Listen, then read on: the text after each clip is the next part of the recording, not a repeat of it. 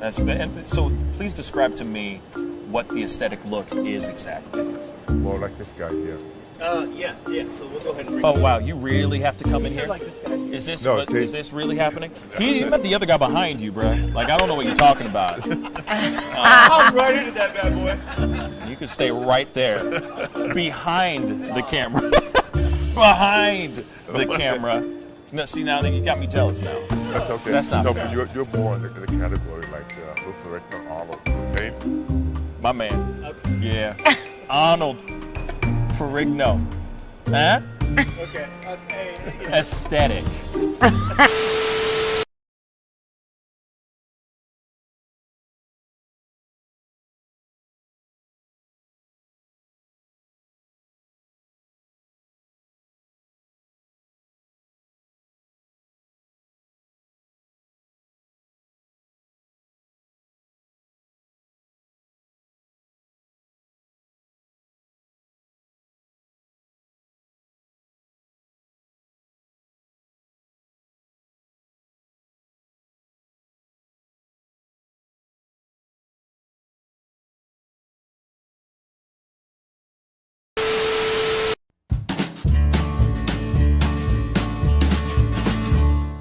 That's great, partner.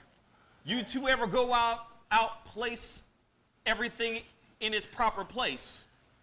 That does not make sense, but we usually do go. We head to Kroger's, and we work. Oh, yeah. I've got a lady waiting for me back home also. She has the most beautiful scrotum.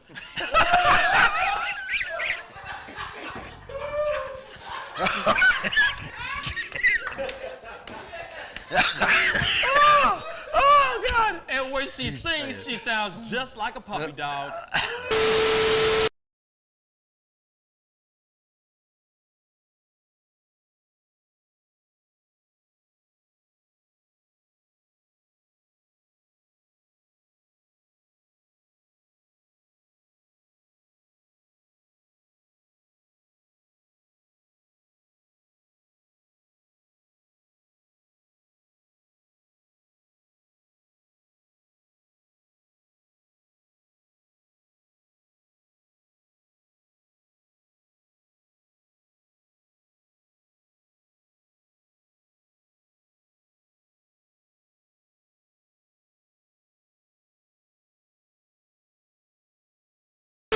How do you nail a photo? Just gotta get in the mode. You gotta talk with your eyes.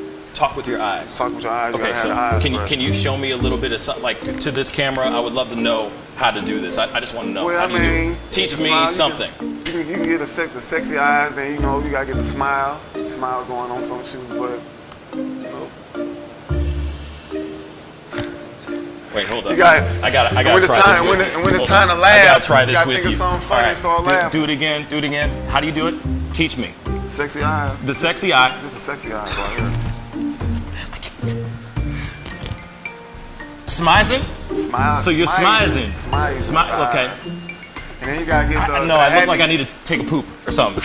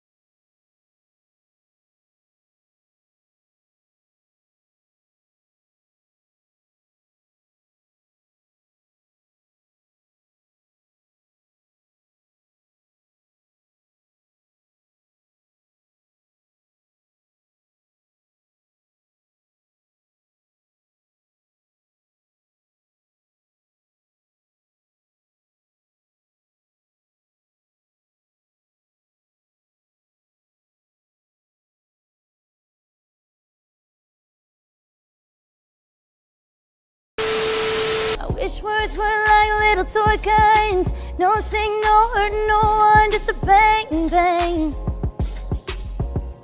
Right? Is that it? Yeah, it's something like that. Just a bang, Toy bang, guns. rolling off your tongue. Toy guns. It's no smoke, no Bang, bang. bullets. Water guns. All right.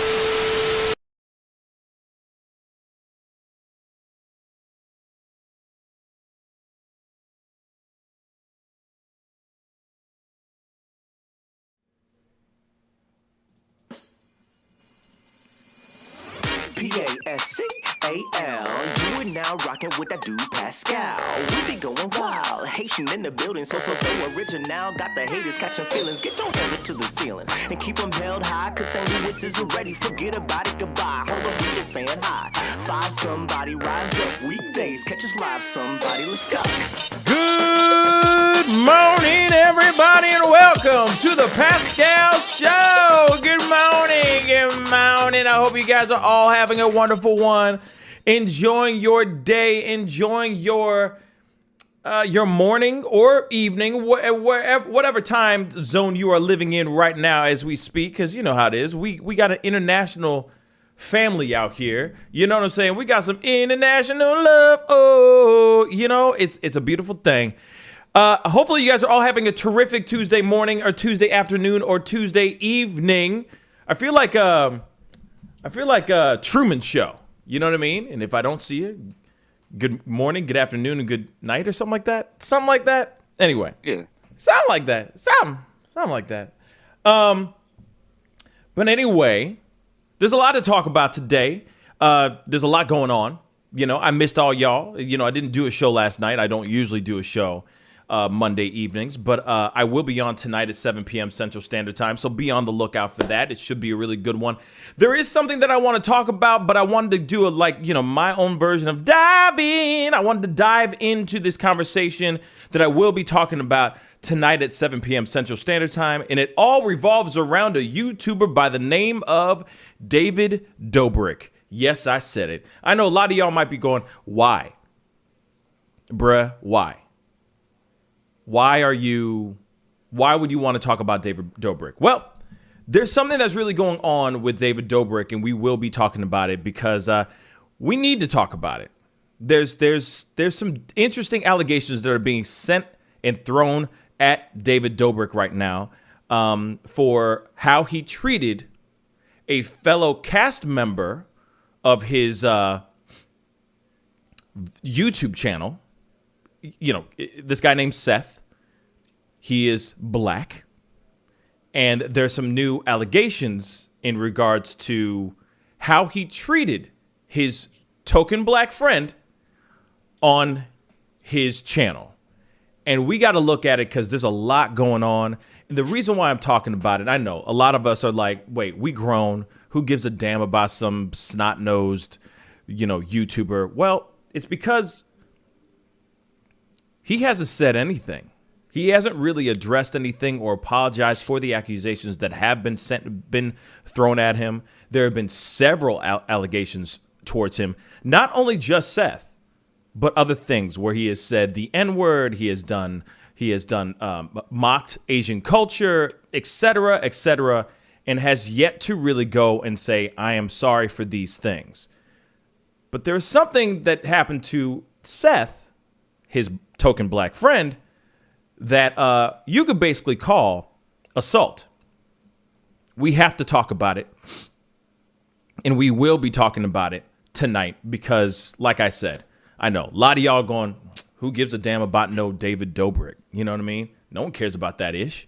Like, we grown. We got things like, Rona and Biden's dogs, biting security and stuff like that to worry about. Well, we have to talk about this because it just can't sit. The same thing with James Charles. I've been wanting to do a James Charles deep dive to talk about that as well. And we will talk about that at some point. But this one right now is like hot, hot and fresh out the kitchen. You know what I mean? Mama rolling that body got I guess you can't say that either right now in regards to David Dobrik because of the allegations. It's bad choice. And that's R. Kelly. So you can't even use that. Damn! I'm screwed. No matter how hard I try. Everyone's canceled. Everyone's canceled. Speaking of things being canceled, Pepe Le Pew has been removed from Space Jam 2. Oh my God. You know, because he's been canceled. Les enfants, les fromages. You know what I mean? The skunk with nothing but love to give has been removed. Straight up removed from Space Jam 2. We'll talk about this here in a second because I find it very interesting. But my brother David is in the house. What a go on, bruh?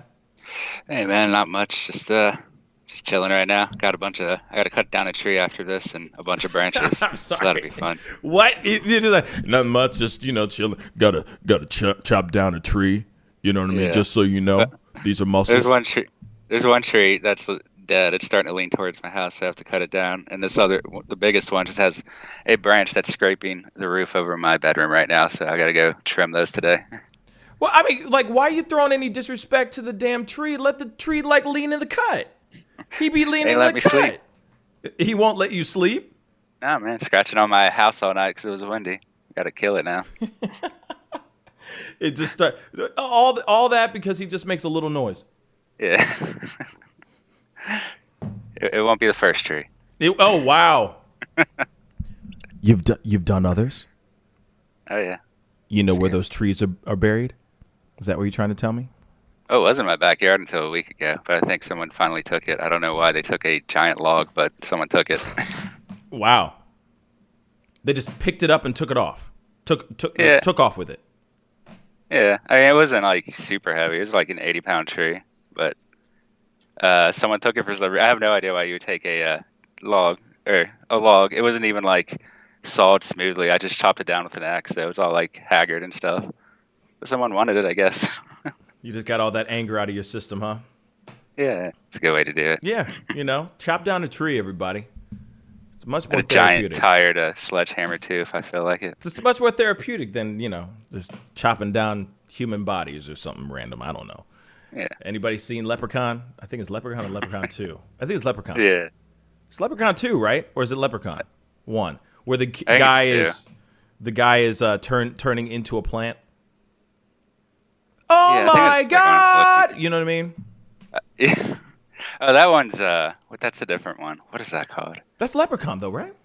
No, that was like something goblin. Or that. Which now you're looking it up, right? I see the wheels turning. He's like choo choo with his fingers on his mechanical keyboard. Please. I'm looking for it. Look for it. By the way, please, if you guys are having a terrific Tuesday, please be sure to hit that like button down below. We will be talking about some stuff. We're going to be jumping into some conversations because there's a lot going on. Holy God, so much ridiculous stupidness going on. But before we jump into that, and while he's doing this deep dive of a left turn, because some of you guys are cinephiles, meaning you like movies and stuff. What is it? What is it? It's Leprechaun 2. I knew it. I knew it was 1 or 2. Damn it. I knew it was 1 or 2. And one of them has Jennifer Aniston in it, and I don't know which one it is. Maybe it's Leprechaun 1. Leprechaun 2 does not have her in it. That one's like probably one of the worst movies ever made. Allegedly. Yeah, Allegedly. I agree. Yeah. But that's I digress. Then you got Leprechaun in the Hood. You know what I'm saying? You got some really my God. It's so bad. It's so bad. But the one you were thinking of where he says, "Oh my God," I think that I figured that out. It was Troll 2, not Leprechaun 2. So it's kind of the same. It's Trolls 2. Yeah. That they're oh my God. Okay. Yeah, that one's really really bad. Yeah, that's the one where they turn people into plants and eat them. But in Leprechaun, they just turn it into a tree and chop it down, or like torture it or whatever. Have mercy. I'm done. Well, we're here. Gotta watch out for the trees, man. Gotta watch out for those damn trees, man. Gotta watch out for them damn trees. You never know. I saw that movie where they killed all of Mark Wahlberg's friends, so you gotta watch out. Please. Why didn't they kill Mark Wahlberg, though? I don't know. Some of us would be like, do us a favor. Just. No, I'm kidding. I'm a fan of Mark Wahlberg. I like Mark Wahlberg. That's just me. Even though he has his racist past, you know what I'm saying? I've given him a pass. I've forgiven him. He's done some really good movies, in my personal opinion. I love The Fighter. I thought The Fighter is really, really good. And of course, Boogie Nights. Let's be real, dope ass movie. But I digress. We don't really have a whole lot of time to dive into cinema and movies right now. But we have got to talk real quick. I got to say this. Nur just said that she had just received her hoodie, her buy hoodie. By the way, thank you so much for doing that. Everybody, please. Okay, so Nur, please send me or send in the main chat or in a chat to me or something like that on Discord. Please send me a photo of you wearing the shirt or holding the shirt up or something like that, or the sweatshirt. I don't know if you got a sweatshirt or a t-shirt, but whatever you did get, please, if you don't mind taking a photo, because I'm trying to put together a little collage of all family members being a part of the buying the show's merch and everything. You know what I mean? So, oh, she already posted it. Bam. Oh, nice. Thank you. I will check it out then. Thank you. Thank you so much. Okay, so I just wanted to say that really quick. And then, of course, shameless plug, David or Tanny Vane just posted the link on our in our chat. Please go peruse through our merch. We got all kinds of stuff, sayings and dope ass prints and everything. Please go and check that stuff out. That would really, really mean a lot. Anyway, we got to jump into some of these stories here because we got stories to tell. Now, if you guys don't know anything about what happened on Sunday, or maybe the reason why you're even loading yourself into this show and you're going, Harry and Meghan interview Backlash. Well, there are some things that happened on Sunday where if you missed it, you were sleeping under a rock. And I always say that, but let's keep it real. Prince Harry and Meghan Markle had a bombshell of an interview with Oprah. And it aired on Sunday, and it literally exposes everything. It literally exposes the royal family as some may say it ain't racism, it's just culturalism. Some people say it is, some people say that it's just straight up racism. Me, I look at it and I see it as just straight up racism. That's just my personal opinion. I think it's a mix. I think it's a hybrid between the two, but it's leaning a little bit more into the racism category for show. Well, there have been other people that have had their own particular opinions about this interview. And a lot of them are people that lean a little bit more to the right, or hella lean to the right. For example, like this video, this clip that I'm going to be showing you guys here very, very shortly is from a clip from the Charlie Kirk show. Now, if you don't know who Charlie Kirk is, Charlie Kirk, in my personal opinion, I ain't a big fan of this guy's ass. He's terrible. I think he's a terrible human being. Just in what he thinks, how he runs. He is so far right that you could basically put him in certain categories that lean towards white supremacy. But that's just my own personal opinion. There are other people that are big fans of Charlie Kirk and what he thinks and all that stuff.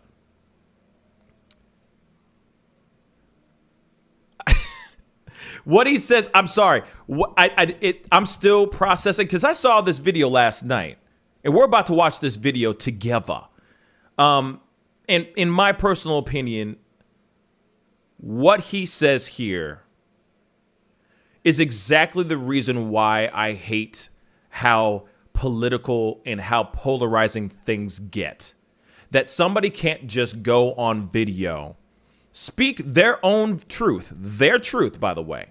It's their truth. Speak their version of the truth. And it automatically turns into a left, right, conservative, liberal rhetoric BS. If you don't know what I mean, let's take a listen to this ridiculous video. Now, this video, I want to point out, also has Piers Morgan's little opinion about everything too. This is the reason why I'm showing you guys this particular video, because it kind of smashes both of them into one. Okay, so let's take a listen to this tripe. I kind of am obligated to get into this story right now which is the story of Meghan Markle and Prince Harry. So I want to read this tweet here from Ben Means, an expert on the British monarchy. A lot of respect for the tradition and all of that. A lot of great friends in London and Great Britain. It's just not a primary concern of mine. And so I want to read from Ben Goldsmith's tweet, which I thought was terrific. The narrative being promoted by Meghan, friends of Meghan, and the leftist mainstream media and everyone else who hates the royal family and British traditions generally is that the royal couple were driven out of Britain because of snobbery and racism. This just isn't true. The British tabloid press and the British publicly initially adored the idea that a glamorous star from Suits was marrying into the royal family and got terribly excited by the novelty of their royal wedding in the chapel of Windsor Castle.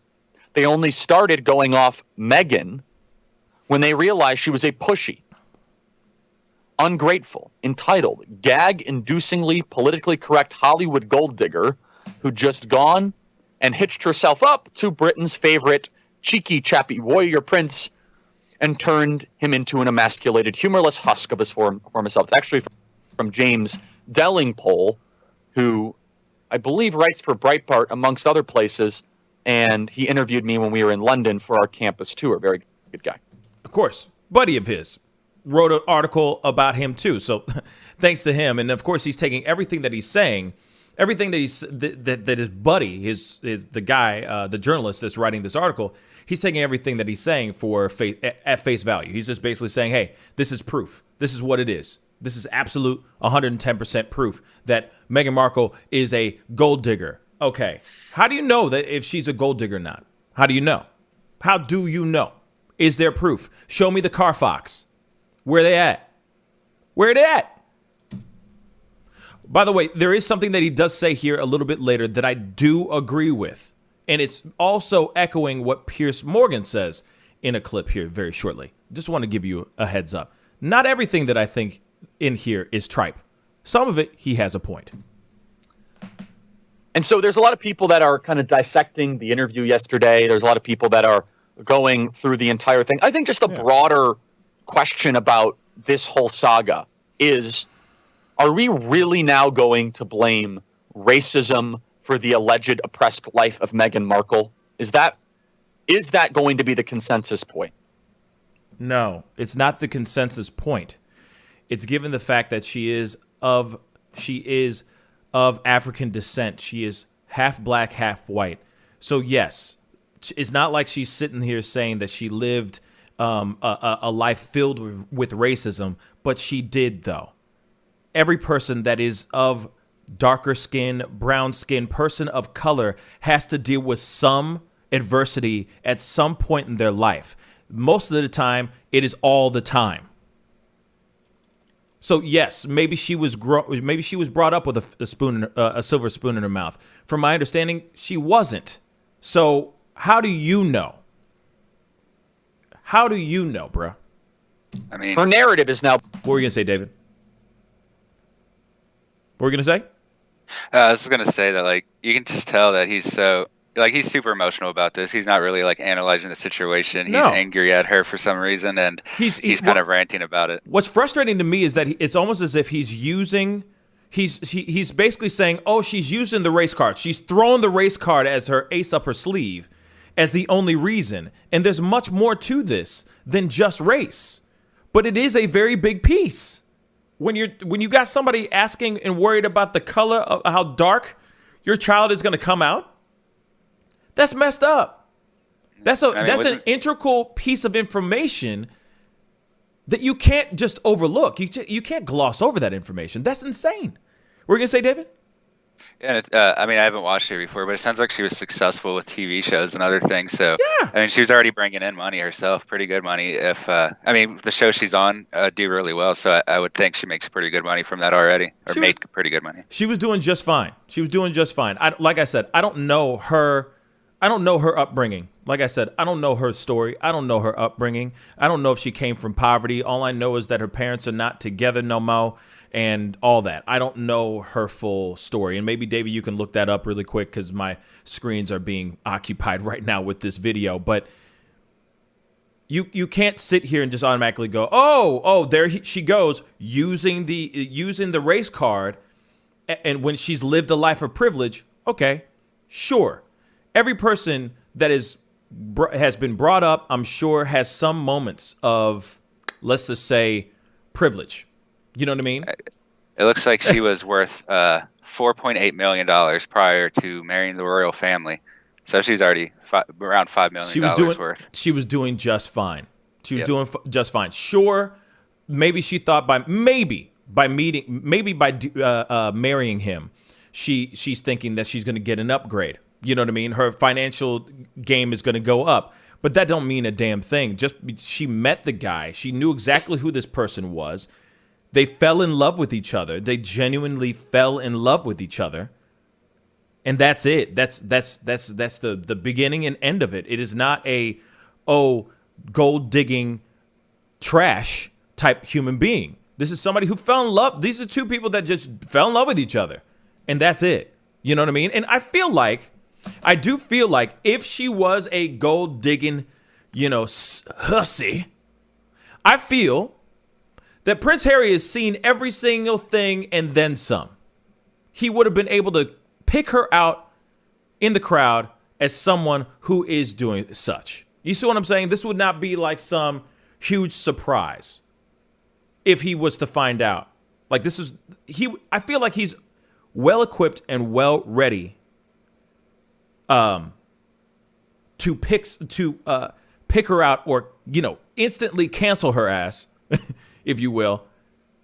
If she was a gold digger, he would instantly find out.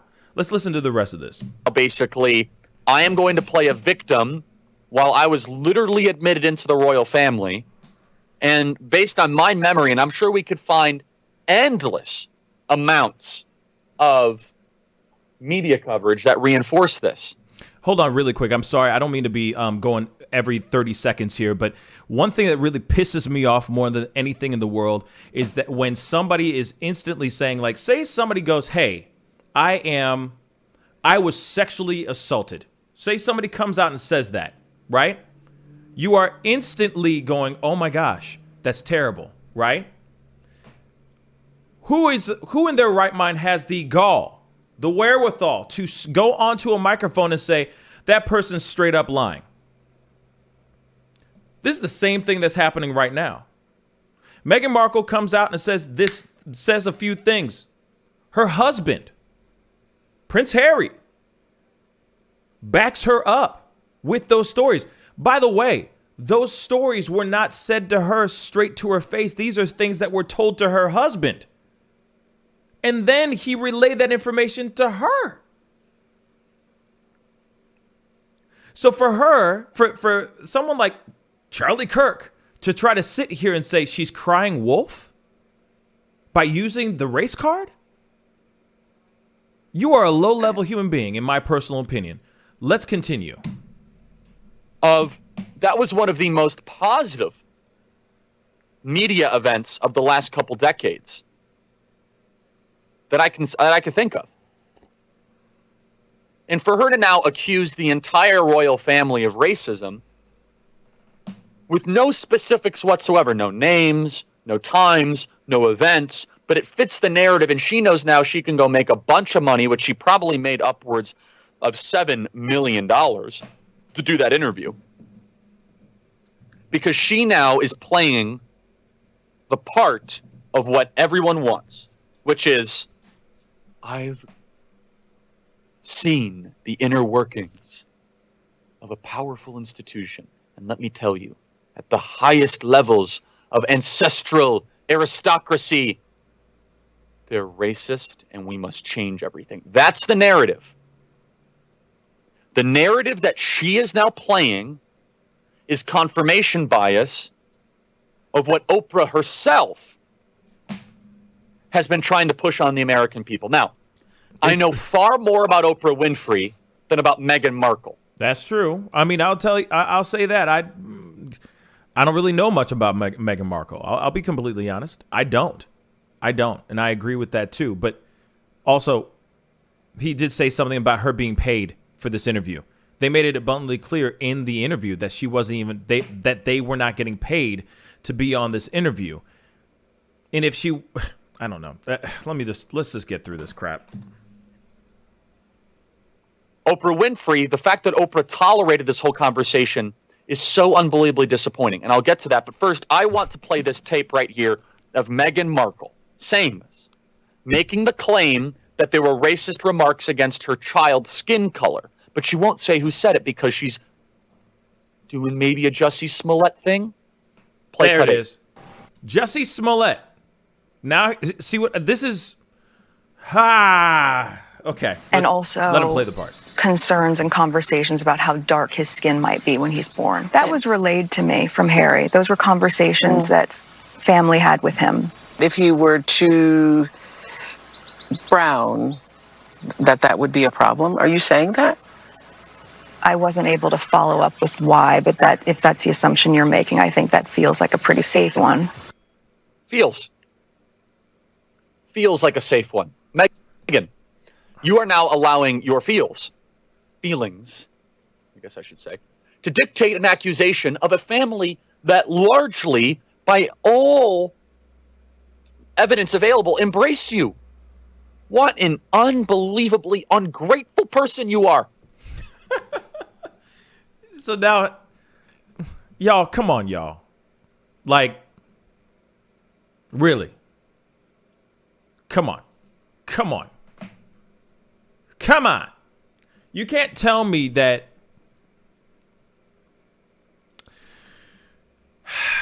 Let's continue. No gratitude. Perfect leftist. No gratitude.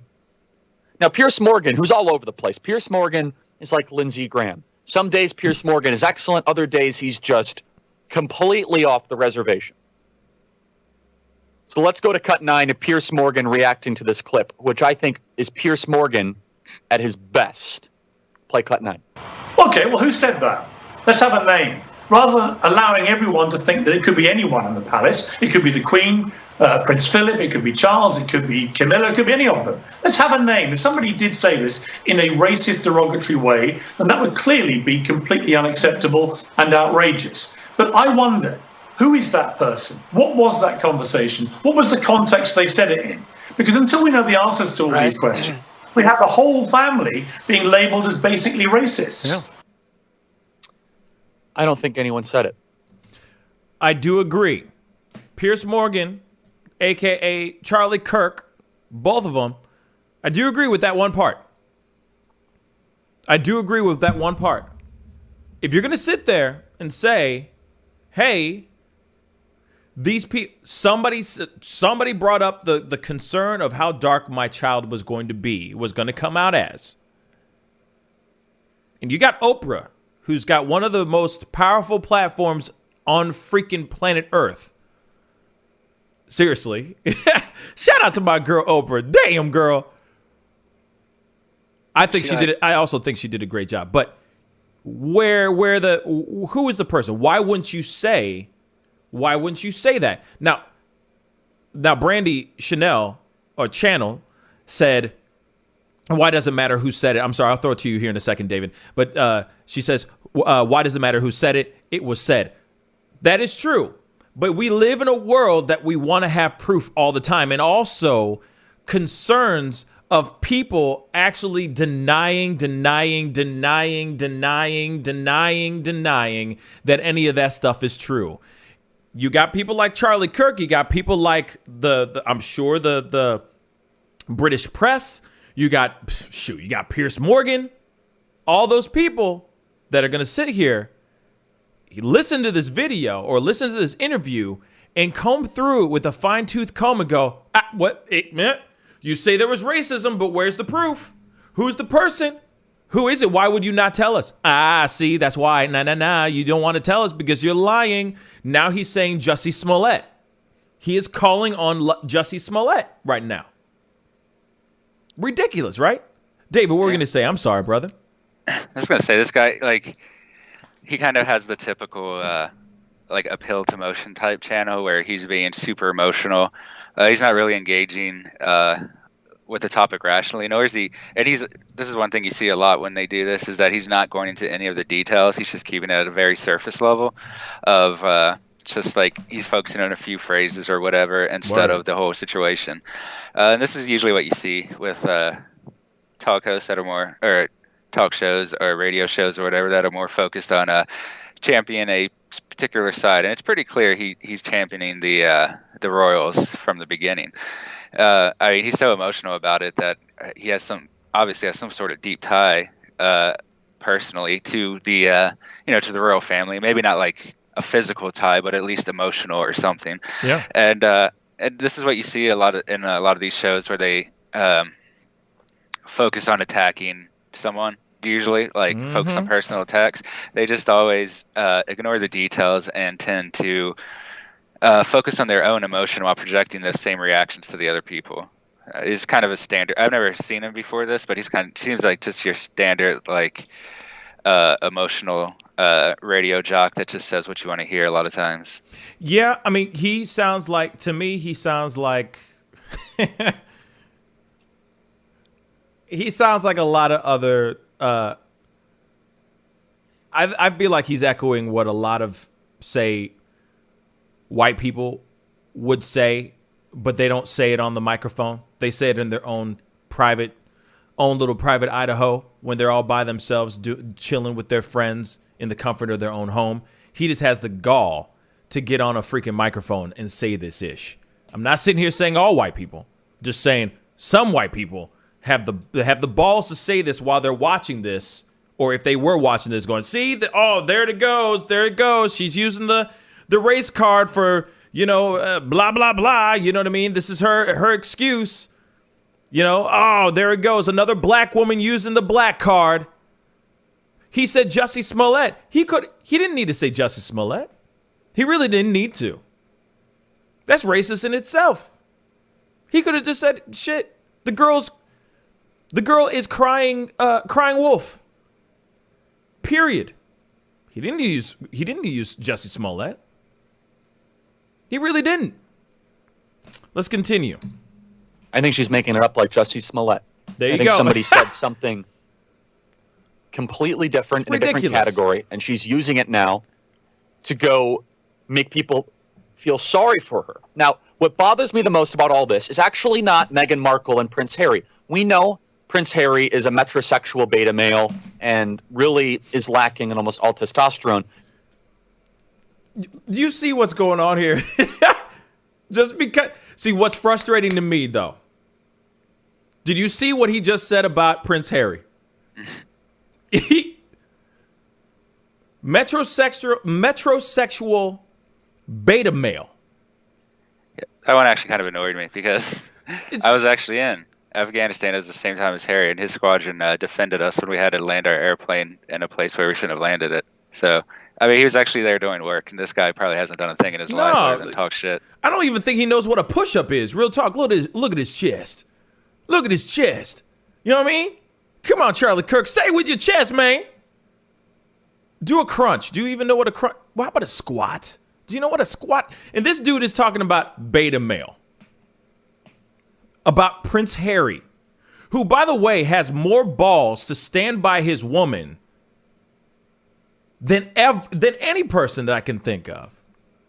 He's standing by his woman and he's standing by his family. That what makes a man. That is alpha as hell. He's sitting there going, I'm stripping everything I need, everything. I don't give a damn. I'm stripping everything, all my rights, because all the things that I've been blessed and born into. Because I love my family. My family's everything. That's alpha as hell. Beta would have been him going, well, honey, we've got to just, go with the flow, love. We got to go with the flow. No. Man. And we know that Meghan Markle is a tradition-destroying leftist who's self-indulgent and all. We know that. See what I say with the polarizing stuff? Exactly. Here we go. Breaking news. This is where we're going. What bothers me the most is he's saying all this stuff now because he's trying to. This is him massaging his point to his listeners. He's just basically saying whatever he needs to say so therefore it's leftist crap. Suddenly it's this polarizing, political, weaponized crap Instead of it just being people sitting down, talking about their story, saying their own truth about what happened, and keeping it moving. No, he's got to turn it around. He got to smack it up, flip it, and rub it down, oh no, to something completely different. Is the third person in this interview. That's what bothers me. What bothers me is Oprah. Oprah. Now you got a problem with Oprah. Has lived the American dream. Oprah started from nothing. Less than nothing. Oprah has gone through some legitimate trials in her life. Facts. She worked harder than any other television host throughout the 90s and early 2000s. Oprah had some of the most consequential interviews of the last 25 years. Oprah is a billionaire black woman. Does that even... Oprah was always about self-improvement, independence, empowerment, rising above your circumstances, being a victor, not a victim. Oprah had an entire following of mostly suburban women believing in themselves, believing in the idea of applied action. Your point. And yes, black American women followed her in huge numbers. She was leading a charge of trying to say that there might be troubles around you, work harder, play by the rules. She had Harpo Productions. Oprah has a place in Hawaii. Oprah has a place in Santa Barbara. Oprah has a place everywhere. She is the richest black woman in the world. I want to say something real quick. It sounds like this man's a fan of Oprah. Wouldn't you think? Yeah, he has a lot.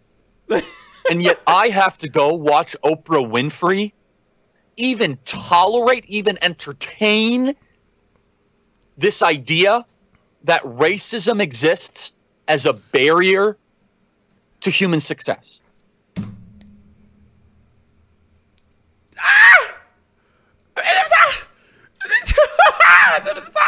Come on, man. Come on. How many other... Do we have a laundry list of like billionaires like out there that are African American, that are black? Let's just say black, that are literally, you know, black billionaires that had to push themselves through the barrier. You know, they say glass ceiling. You know what I'm saying? They say the glass ceiling, all that stuff, breaking through the barrier of being just black. Do you know how many people are striving to get opportunities for generational wealth that are actually of color, that are people of color?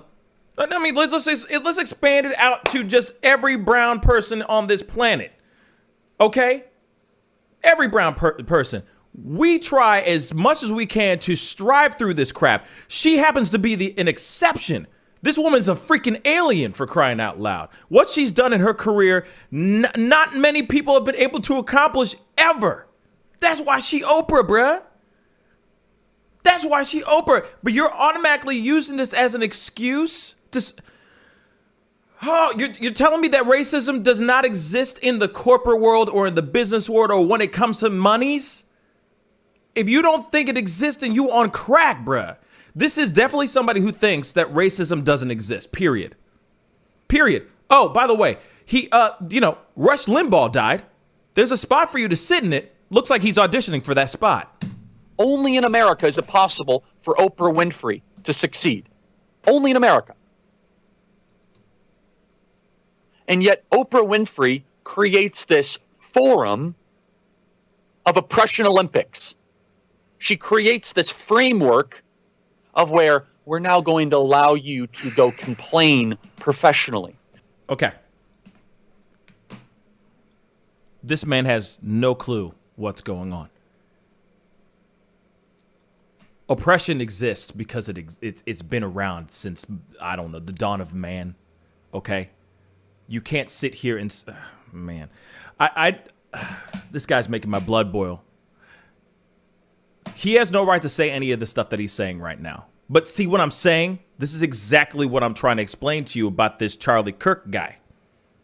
Now, there's people that do appreciate him. There are people that do like him.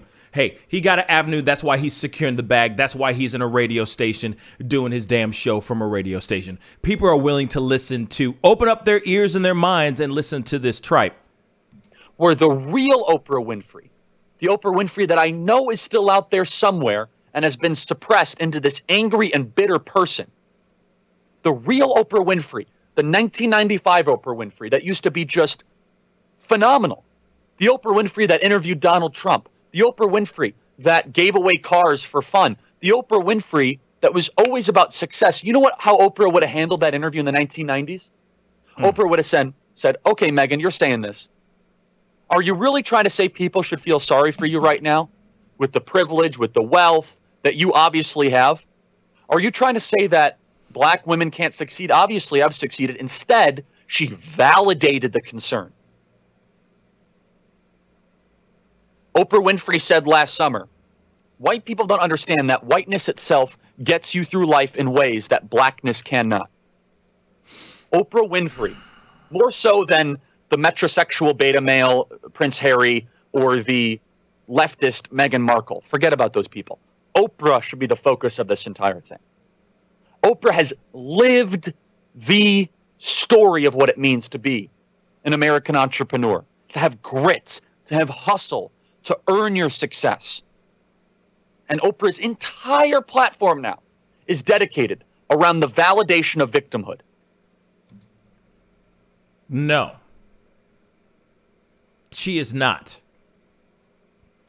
Her whole career now is not around victimhood, the validation of victimhood. She was having an interview. She heard the story. She immediately reacted to it, and she followed up with good questions as well. This was not her just sitting there, as one of the royal experts said, a iron fist in a velvet glove. You know what I'm saying? She was asking the questions that needed to be asked. Yeah, I watched Oprah as a kid a lot, and it seems pretty typical of her to me. Like, she's always trying to help whoever's on the show, giving out gifts to the audience and everything, trying to keep the show positive. So it seems like this is perfectly in character as far as Oprah goes in terms of the interview. There's nothing wrong. Yeah, go ahead. Sorry, go ahead. Yeah, I was basically just going to say that it doesn't seem strange to me at all that she would do this, and I don't know. I mean, apparently this guy's a big fan of Oprah, but I don't see. Yeah, you gotta love this affair being a change in her character. She just seems like the same she would have always done. I don't see no matter who she was talking to. Right, and I don't see anything wrong with her actually sitting here and asking the question of she's not the one who's got that information out of she's not the one who dragged that information out of Meghan and Harry. Those questions that came out of her mouth, all free will, out of her own free will, out of her own merit. Oprah responded it was like a guttural response of whoa, I didn't expect that coming out of your mouth. And then she continued to ask more questions about it. That was not her trying to play upon, and this is only my opinion, but it wasn't like she was trying to play upon victimhood and capitalize off of it. You get a bombshell of information. You do everything you can to hear the full story and get as much as you can out of that person that you're interviewing. And that's exactly what she did. She did her damn job. She did her damn job. Period. There's a little bit left. She didn't even press the issue. She should have been obligated to challenge such a controversial claim. She did challenge it. The old Oprah would have done that. The old Oprah was there because she old. So it was old Oprah. But it was the old Oprah there. She was doing her thing. She did the damn thing, man. Oprah didn't change nothing, y'all. This is the same chica. Yet Oprah has become this bitter, angry, and dare I say, destructive force in the American media landscape. Oh, dear God. Oh, dear God. And as someone who was born and raised in Chicago, she had all of her empire in Chicago. And I was raised with the story of Oprah Winfrey rising above her circumstances and being a victor. Hamburger. Oprah Winfrey has too much power, too much wealth, and too much influence to be so reckless and irresponsible.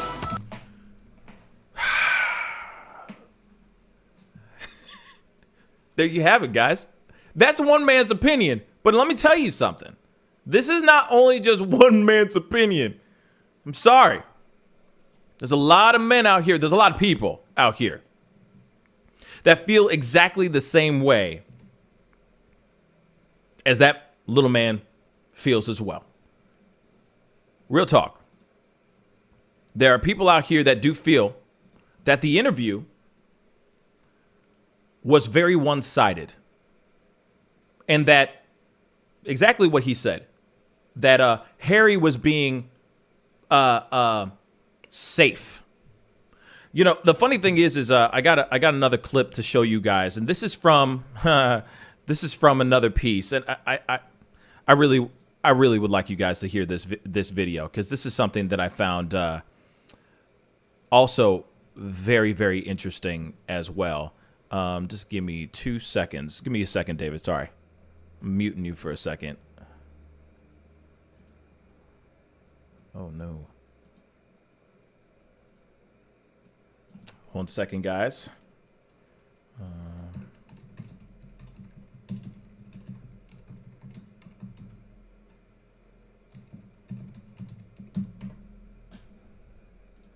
Give me 1 second, y'all. Sorry. Oh, by the way, if you haven't done it yet, please do me that strong favor. Please go hit that like button underneath this feed right now. And if this is your first time checking out this show, please go crush that subscribe button. I do this show Monday through Friday, 9 a.m. Central Standard Time. That would really, really mean a lot to me, for real. For real. That would really, really mean a lot. Now, this is something that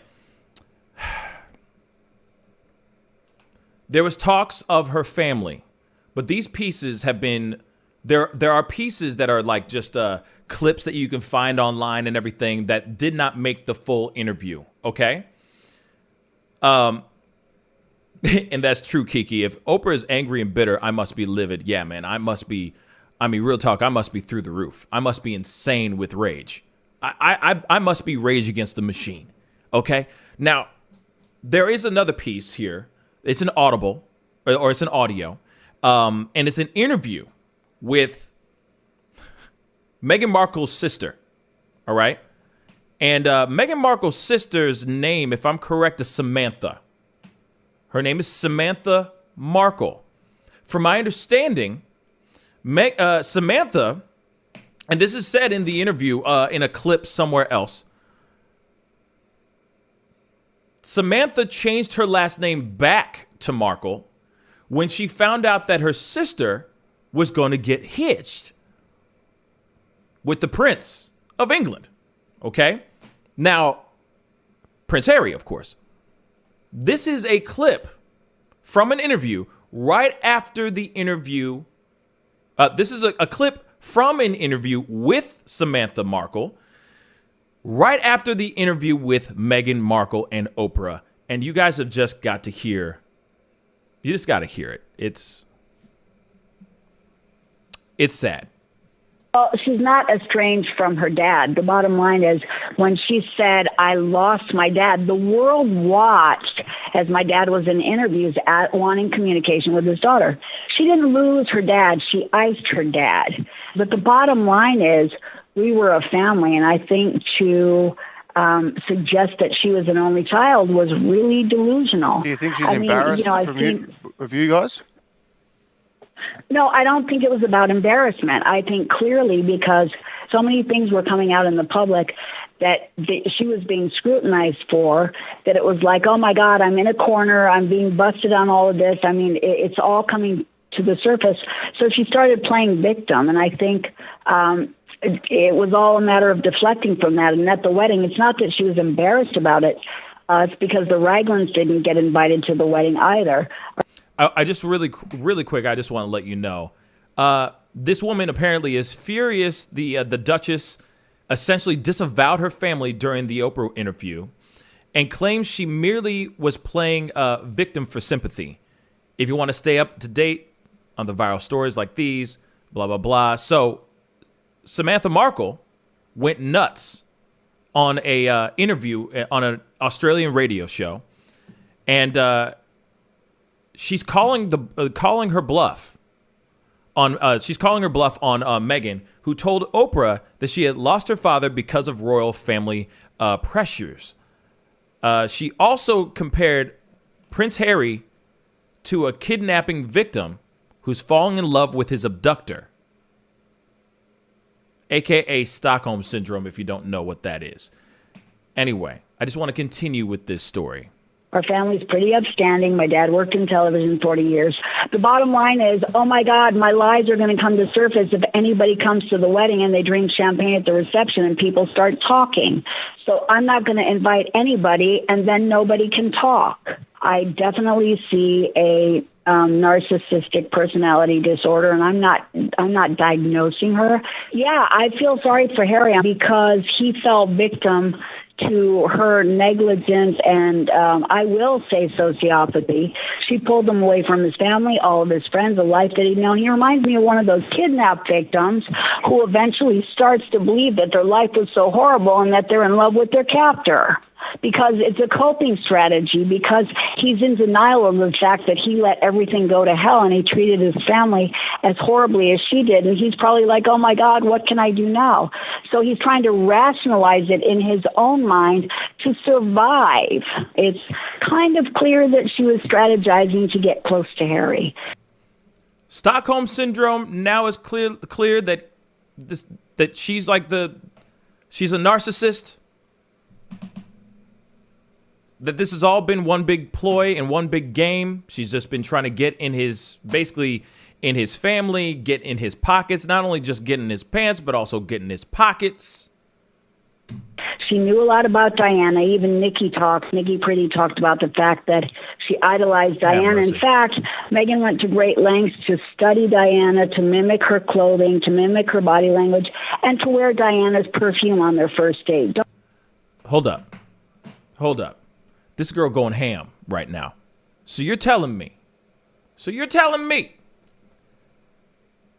that she started mimicking Princess Diana, deceased, dead Princess Diana's gestures and mannerisms, even wearing Princess Diana's perfume on their first date just to lure this Prince Harry in? Hold up. Let me roll that back just a tiny bit so we can hear that one last time, because that sounds a little crazy to me. So he's trying to rationalize it in his own mind to survive. It's kind of clear that she was strategizing to get close to Harry.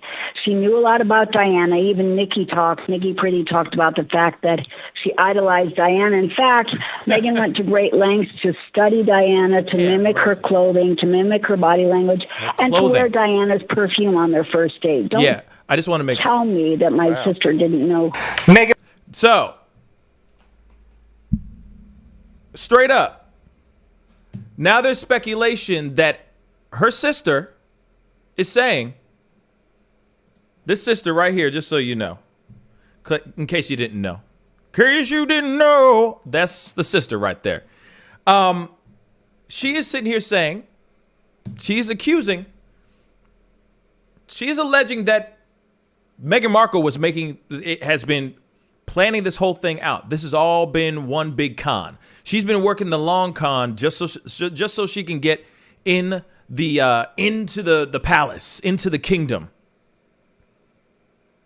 That she was dressing up, acting like, and smelling like Princess Diana to maybe lure Prince Harry into her Venus flytrap. Now, it doesn't make any sense to me. Hold on, David. Doesn't make any sense to me. One thing I do want to point out, and this is what she says in one of those deleted scenes that's out there on the internets. She even said, this is Meghan Markle's words, that Meghan Markle, that Samantha Markle changed her last name back to Markle as soon as Meghan Markle was about to get hitched. They were trying to get deals. Her dad was trying to get some deals as well. Man, you saw these things. If you don't remember, before they got married, there was sightings of the father like sitting in a coffee shop reading a magazine with his daughter on the front cover of it. Those are all planned out. He was getting paid by paparazzi to go to certain places and have like staged photos of him holding a magazine, reading the magazine about Prince Harry and Meghan Markle getting hitched. That's true. Same thing with the sister. You don't think that the sister changed her last name to snag up a bag or two? To get to secure them bags? To make it the monies? You don't think any of that happened? She just wanted to change her name back to Markle just randomly. That just happens to be a coincidence? Come on. So then next thing you know, as soon as they get done with the interview's aired, she's already on a radio interview with an Australian radio show going in on Meghan Markle. Why? Because she's wanting to secure the bag. She wants to be important. So of course she's going to sit there and say anything she wants. She's going to say whatever she can because she wants to make tabloids. The next thing you know, they're going to be wanting to have full-on face-to-face interviews with Samantha Markle, half-sister of Meghan Markle, so on and so on and so on. This is really, really bad, y'all. Dave, what were you going to say, man? Yes, I mean, it seems like to me that mostly she's just kind of creating a story here. I mean, there might be some truth to it, but really it just seems more like she's trying to do an attack more than anything, especially when you consider the fact she changed her name. Because, I mean, obviously she's going to try and utilize that name as a brand or something to help her own, help herself or her family or whatever. But, you know, like what she's talking about, she's basically just saying that her sister is a sociopath who acted like Harry's mother, and Harry had such an Oedipus complex that he had to marry her, which is a weird story to begin with. Like the whole perfume thing, like who knows what perfume she's wearing, if it even smells the same as it did 40 years ago. Like apparently she hasn't met her in so long, so how does she really know that for sure? Oh my God. So it does sound like she's just trying to jump on and kind of get start turning that name into a brand. And it's not too surprising that, you know, she speaks with Australian news networks first, because they do tend to be more conservative than other, I would say, English-speaking news. You could say that. You could definitely say that. Real quick, because shout out to Immortal Badass, but I want you guys to see this with your own two eyes as well, because he just said that she has a book. Samantha Markle has a book. You want to know what the title is? Let's take a look at this really quick, and then I'm gonna open up the phone lines, I think, because we need to talk about this. This is just ridiculous. Okay. The Diary of Princess Pushy's Sister, Part 1.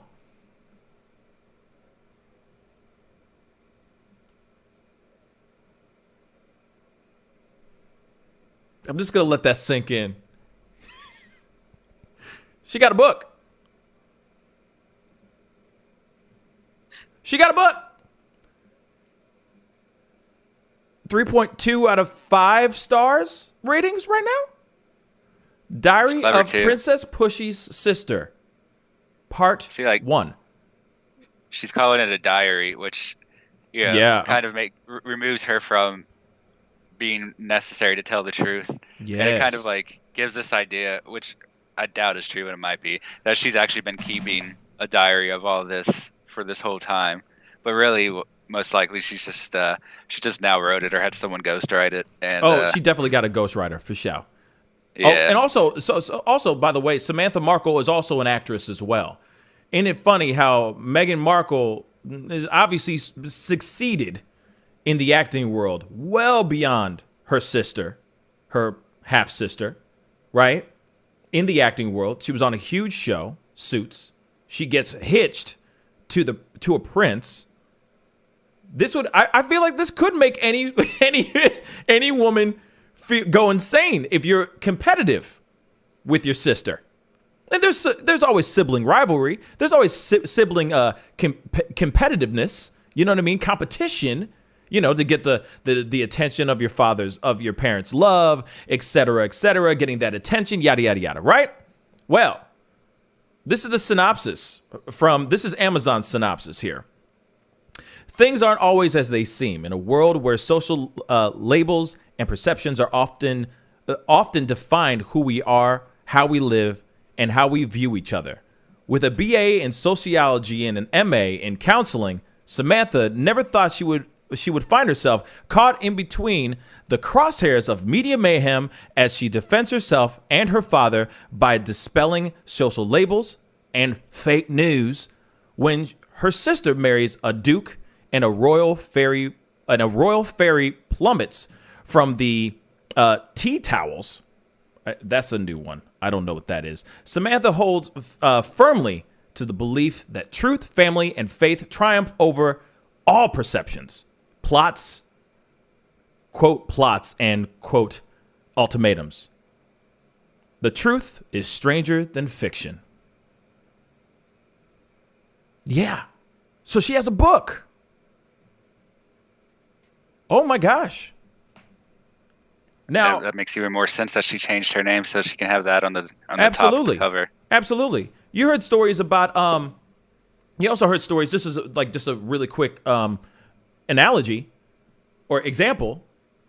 There's a story about Kamala Harris, Vice President Kamala Harris' cousin. I think it was like her niece, who is trying to sell children's books and clothing, merchandise, trying to use Kamala Harris's name whilst selling these children's books and these pieces of clothing. Now, people have asked, like the family, and I think Kamala Harris's people have asked her to stop putting her name, using her name just to sell a children's book. But that's real. People are literally using these opportunities for sure. This girl's an opportunist at best. At best. Now, I don't know when this book came out. I don't know when this book came out, but it's on sale right now on Amazon. Just so you know, as of January 26, 2021. So, of course, this chica is obviously using this opportunity to push her own stuff so she can secure them bags. Of course, she's going to be on an interview and get this interview and all that stuff talking about X, Y, and Z. This is an opportunity for her to secure them bags, baby. For her book. Her book was published January 26, 21, so just about a month, 2 weeks ago. So it literally just came out. January 26, 2021. Okay, because I was looking at it and I'm like, was it just live on Amazon January 26, 2021, or did it actually come out January 26, 2021? So of course, as soon as she comes out, I mean, it's only March. This is only, a month or so ago. Let's just be real, month and a half maybe? Ish. Yeah. And it's perfect timing. Suddenly she's got this book, and it's only, by the way, it's only part 1.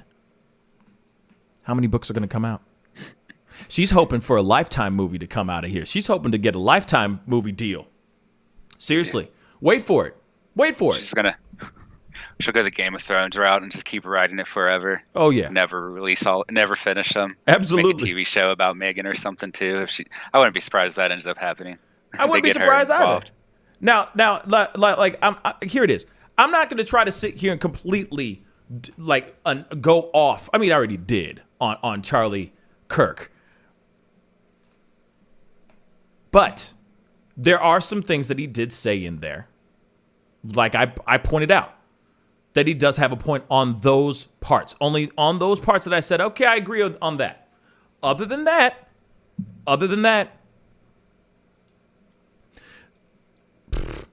all of that was trash. And I'm trying my hardest to be a gentleman about it, but this dude was reaching. But a lot of other people are feeling the same way. You got Ben Shapiro that feels the same way. You got a lot of people that are just like, oh, it was just one big wine fest. You got people who are talking about, you got the Steven Crowders, you got the Ben Shapiros that are watching all this stuff, right?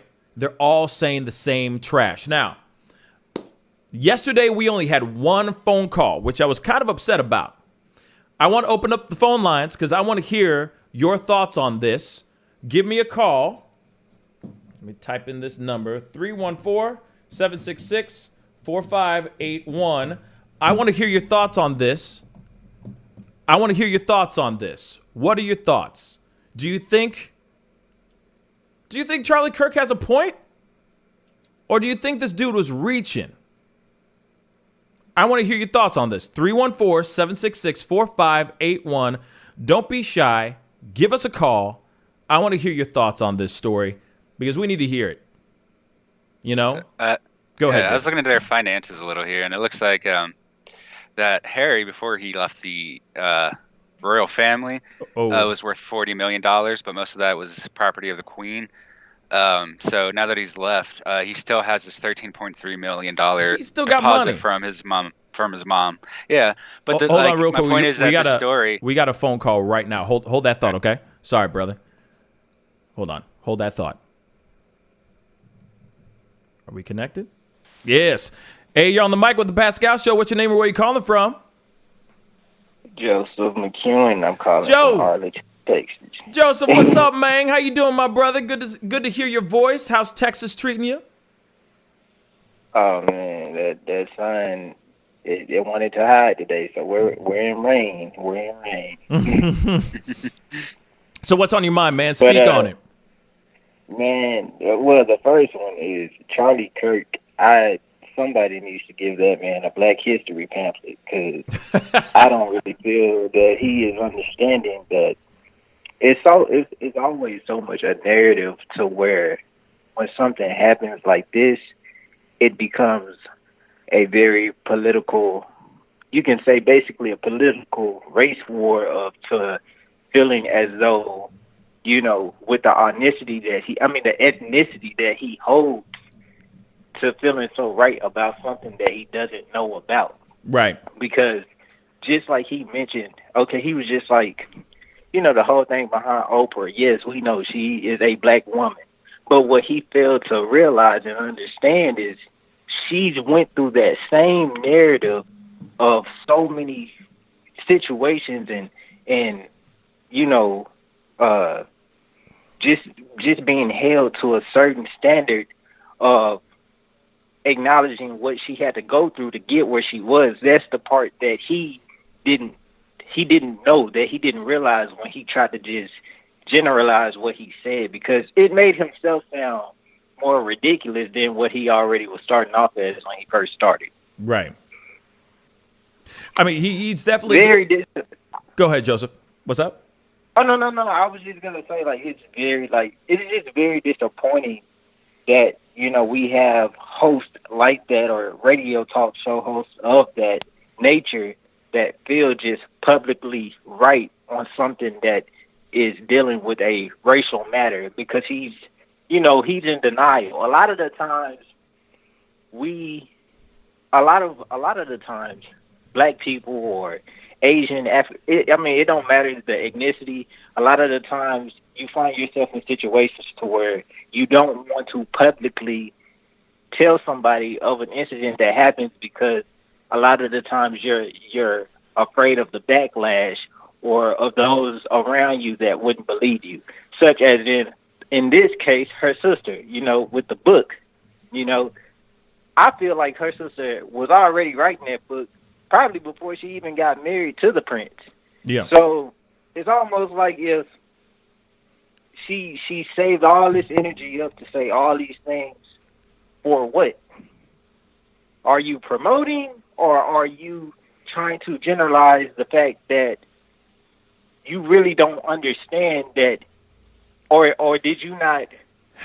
I don't want to say that she didn't accept her half sister, but I feel like she didn't accept her because, you know, her mom went out and probably went to go be with a black man. I don't know. No. No. So the mom, Meghan Markle's mom is black. The father is white. Just so you know. And then there you go. and then the parents divorced when she was like 6 years old, thanks to the fam, because they gave me the update on her like her upbringing. You know what I mean? So they have different mothers. Totally different mothers. Completely different mothers. So half sisters, literally. Well, that's why she feels that way. Maybe. I just think that they both went down the same route. They said, hey, we're going to go to L.A. Right. This is my assumption. They went to L.A. They moved to L.A. Probably together or, you know, separately. But they're like, hey, we're going to do this together. or we're going to be out there. My sister's out there. I'm out there. Then all of a sudden, Meghan Markle blows the F up because she's a very good-looking woman. And obviously, you know, she found the right alley to go down and became a popular person on a show, on a hit show. Then she met this dude. Right. All of a sudden, they fall in love, and now she's, you know, holy matrimony. And then next thing you know, she's a freaking princess, for crying out loud. And it reminds me so much of Coming to America. Oh, absolutely. Except this one has a sad. Except this one has a sad ending, or it has a sad and like continuing story that's starting to be really sad. Instead of the family embracing her and bringing her in and letting her bring in McDowell's and all that stuff, none of that's happening. You know what I mean? She is basically getting ousted. The whole and him, both of them are getting ousted in a way because of whatever it might be, whatever it may be that's culturally. What's the word? Whatever it is that's going against the royal family, culturally speaking. It's so funny because at the same time, you know, I don't want to hold. You good? That there's other people. Yes. Say this last piece. I was wanting to say that it's so funny that actually is a thing that's happening because I feel like she voiced a truthful opinion because. Not even an opinion, a fact, because if she was lying, then, of course, her husband would have jumped to the defense because, he is in royal, like, yeah, he stepped out, but if it came down to an actual death of one of the families that's close to him, of course, you know, there is a what do they call it when you die? You're one of those things. I can't even think of the name. My head everywhere.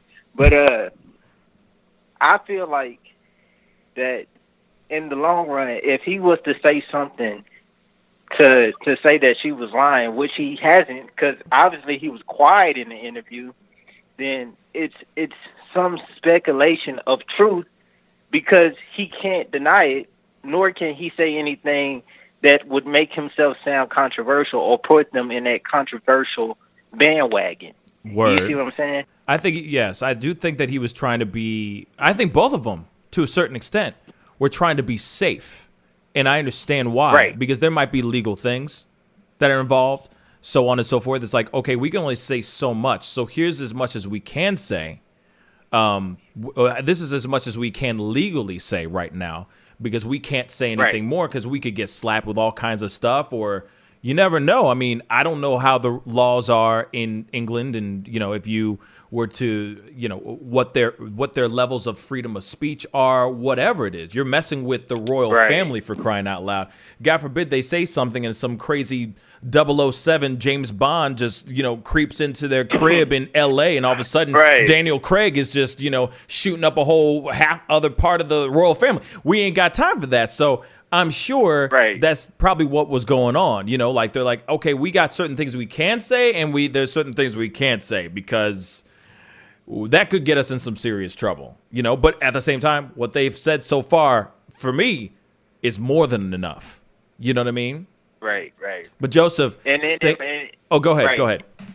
And I just wanted to say one thing. Just, in overall, in my opinion, I don't feel like any person of like with that platform of like Charlie Kirk, I don't feel like him or those around him should, you know, put themselves in this situation of conversation just for the simple fact of they don't know. You know, I feel like they don't know the public nature of it dealing with this matter. You know what I'm saying? This matter here it's different. That's almost like if someone was just to go out and say, "Oh, Biden used the N-word." You know, like this is like a not that he never did, but I'm saying this is one of those. This is one of those matters. Absolutely. You have to watch what you have. It's such a careful position to watch the words that are being said, and the way that Charlie Kirk just in his followers, and he put that in that nature. It just is sad. It's just really sad. Yeah. But on that, but go ahead. Yeah, go ahead, Joseph. On that nature though, I'm gonna let you get back. And thank you, bro. Much love. I love you, and love I'm you too, man. Still gonna continue watching. Good. You better shoot. Yeah. I appreciate you, brother. You stay up. All right. You too, man. All right, man. Thanks. Peace. So, I appreciate that phone call. The one thing that frustrates me about this story in this situation is that it's only happening to this family, to this particular family. And as much as everyone sits there and says, "Oh, it's this, this, and this," I guarantee you that, and we've talked about this yesterday, about Kate Middleton, Prince William. They were together for a very long time, and then they got married. And I'm sure she was able to acclimate herself to the customs and the family traditions and whatnot over those many, many years that they were together. You know what I mean? But the one thing that frustrates me is that you didn't hear any issues from the opposing side of the family. You know what I mean? We got another phone call. Hey, you're on the mic with the Pascal Show. What's your name and where you calling from? This is V. Damn, I got through again. V, what's up, man? Yeah, you did. What's up, man? That's what's up. Yeah. Oh, man. Chilling. So, good morning, Pascal fam. You know what I'm saying? I have to say, I guess what my main problem is. Yeah, speak on it. Like, Charlie Kirk, Ben Shapiro, and those of his ilk trying to speak on the black experience. You know what I'm saying? Exactly. If you ain't black, you can't speak on what kind of experience this woman is having. Right. You know what I'm saying? It's like it's so many different layers to the structural racism and the systems that are in place that make things the way they are. And just like you have the freedom to say whatever the hell you want to say, I have the freedom to feel however I want to feel. So you can't determine how this woman feels based on what you think she has. You know what I'm saying? And then another thing, you can't say that all black people should be successful based on like Oprah Winfrey and Beyonce and Rihanna. You know what I'm saying? You can't. Absolutely. Why is it that we have to have a representative for our race when nobody else has to have one? You know what I mean? And the thing about it is like, okay, I work for a senior living community, right? I deal with old people, basically. Right on, you know man. what I'm saying? Thank you for your service, man. Real talk. It's appreciated. I love the job. It's super duper rewarding. But the thing about it is it's like a 95% white residency. It's a handful of Mexican people and then 3 black residents. And these older white people will come and hug and kiss all on me, and they'll tell me how much they love me and stuff. And I have walked around the corner, and I've heard some of the ugliest things come out of their mouth about my people, about Mexican people, about anybody that's not white. And it's devastating and it's heartbreaking. And it tells me that basically I'm one of the good ones. And when you think about that from a logical standpoint, that don't even make no sense. From a numerical standpoint, there's like 40+ million of us. I can't be the only good one. You know what I mean? Yeah. So that means that you're looking at all my other people like they're subhuman. And that's like a mind screw that I have to get past every time I'm dealing with these people. And it's several of them that I've just cut off. Like, I don't deal with them unless I have to, they fall and they need to get up. I'm one of the people that they call. So, of course, I'm going to do my job because it's the right thing to do. Right. But as far as us on a personal level, that shit's been killed. Sorry about the cuss word. You good, homie. But you good. That's been killed. You know what I mean? Because, see, once I always learn that once a person tell you who they are, believe them. You know what I'm saying? Absolutely. Like me personally, I'm kind of a douchebag sometimes. I will tell you this. Please understand that that's the truth. You know what I'm saying? Please understand that. Yeah. And now and then I'm kind of douchey. Now, not without cause. Yeah. You know, but it's just the way that any individual person deals with any kind of trial or tribulation is unique to that person. You know, because, see, I could be in a room and it could be a whole bunch of non-black people saying the N-word, and I really don't care because I was taught that it's not what you call, it's what you answer to. You know what I'm saying? And if I'm going to have to put my hands on somebody, it's definitely not going to just be behind hearing the N-word errantly. You know what I'm saying? I've been called the N-word to my face, and I didn't put my hands on the dude until I had to. And it wasn't behind that word. It was because I felt like my person was threatened. Facts. You know what I mean? And in, like, Meghan Markle's case, she felt like her person was threatened to a point where she was going to have to take her life. Yep. And they're just blowing this over because of the simple fact that she's got some melanin in her skin. Oh, and they're calling they're calling the Jussie Smollett. They're calling it, oh, she's crying wolf. When this whole thing's fabricated, and it's like, what the hell are you talking about, man? This ain't fabricated. This is real talk. She's telling why would you pull it out? Why would you throw a race card on a situation if it's not true? You don't use it in that context ever, especially with the royal family. That's insane. But I'm sorry, go ahead. Family? That's insane, bruh. That's insane. But what were you gonna say, man? I'm sorry, I didn't mean to interrupt you, man. No. All I was gonna say is, at least Harry didn't marry nobody in his family.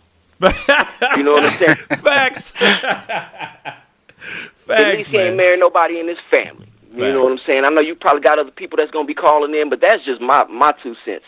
Don't get offended for me. I'll determine when I'm upset about something. That's like I hate being out in public somewhere, you know, and like I'll be with like a group of white friends, and then somebody that'll be like in another group somewhere else will say something, and it might be halfway kind of racist, and it wasn't even directed toward anybody in the group, but somebody in my group gets pissed off for me. And I'm like, man, you need to leave that shit alone. You pretty much just, sorry about that, you pretty much just walking yourself into an ass whooping that I'm not going to help you out of, because you calling out on yourself, I'm not the one that, like, I'm not offended by that. That's kind of like that whole Django situation with, what's the name, Spike Lee. If I watch that movie, my ancestors will turn over in their graves. Nah, man, your ancestors will turn over in their grave if they see Soul playing, my dude. You know what I'm saying? You can't be offended for all black people. You know who should? If anybody was going to be offended, it should have been Samuel L. Jackson and Jamie Foxx, and they ain't had nothing to say. No. They said, hey, we're just telling the story. And one thing that's really dope about that story, it's a black revenge Western. And he kicks ass. He triumphs at the end. He's triumphant at the end. He is fully vindicated at the end. He kicks ass, takes names, and every single person that says the N-word, that's a piece of trash in that movie, gets their ass beat. So I don't know what they're talking about. Including Samuel L. Jackson. You know what I mean? Of course, he deserved that like a mother. But anyway, you were saying. But see, that's indicative of us tearing ourselves down, though. Mm-hmm. You know what I mean? We already getting it from every single angle. We don't need to get it from each other. You know what I'm saying? So you ain't never gonna hear me saying nothing bad about black people out in public. I might say something to my family members, but that's only because, you know, well, we all recognize stupid. You know what I'm saying? Facts. But like my dad always say, you know what I'm saying? Right is right, and right ain't gonna wrong nobody. You know what I'm saying? That's true. So I try to operate from a place of logic, reasoning, and understanding. And if I get it wrong, I just try it again. And clearly, Charlie Kirk, with his whole thing, that was not logic. That was not reason or logic or understanding at all. He just went the white way and just pure said, like, emotion and pure emotion. And he was trying to get a primal response from people who feel like he does. Because, see, it's not about tapping into their logic. If you try to tap into them logically, they'd understand that none of what he's saying makes sense. But you hit them on an emotional level, and you make them think that they have something at stake, then they tend to react differently. They tend to give you a little more of themselves. And as we've been able to see over the past, 4 or 5 years, they're willing to sacrifice their freedom.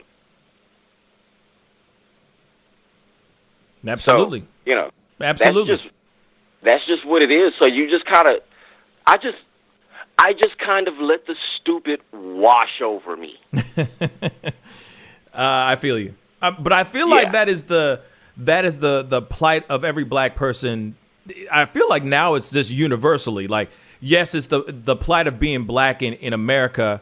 A lot of times you just got to wash over a lot of BS. Like, seriously, how many times do you call on Jesus and try to keep trucking and move on a daily basis because of something ridiculously racist that was blatantly racist, but it's just being kind of just thrown, like just washed over, and nobody acknowledges it. Happens to me almost, I don't know how many times a week. You know what I'm saying? But I feel like that is literally what we deal with on the daily. We just don't put it out there and make it known. And it's such a weird dynamic to be black and be so desensitized to it that things can happen that you don't even realize until later on when you're looking at the situation. You're like, oh God, that was racist as hell. Yep. Like, but while you're in the situation, everything feels normal. Yeah. And then there's an amount of gaslighting that happens to make us think that we didn't just see or didn't just experience exactly what we just experienced, and it's done to a degree where we start questioning ourselves, like, oh man, well, it couldn't have been that. It couldn't have been that. It's like, wait a but second. If you go back and you take a deep dive into your own mind, and you can really, really break down the situation, you can see where even the people who were enacting the transgression against you don't even realize it because it's so deeply ingrained into the subconscious. This is just the way we operate. You know what I mean? That's why they say the system is broken. No, the system works exactly the way it was designed to. That's why it's been working so well for the last 400 years. No kidding. And the funny thing is that Oprah, let's just say, is somebody who broke the system. Like I said, she's one of the very rare. She's an anomaly. She just slipped through a crack. She slipped through a crack and was able to build her own and was able to prop a broomstick in it.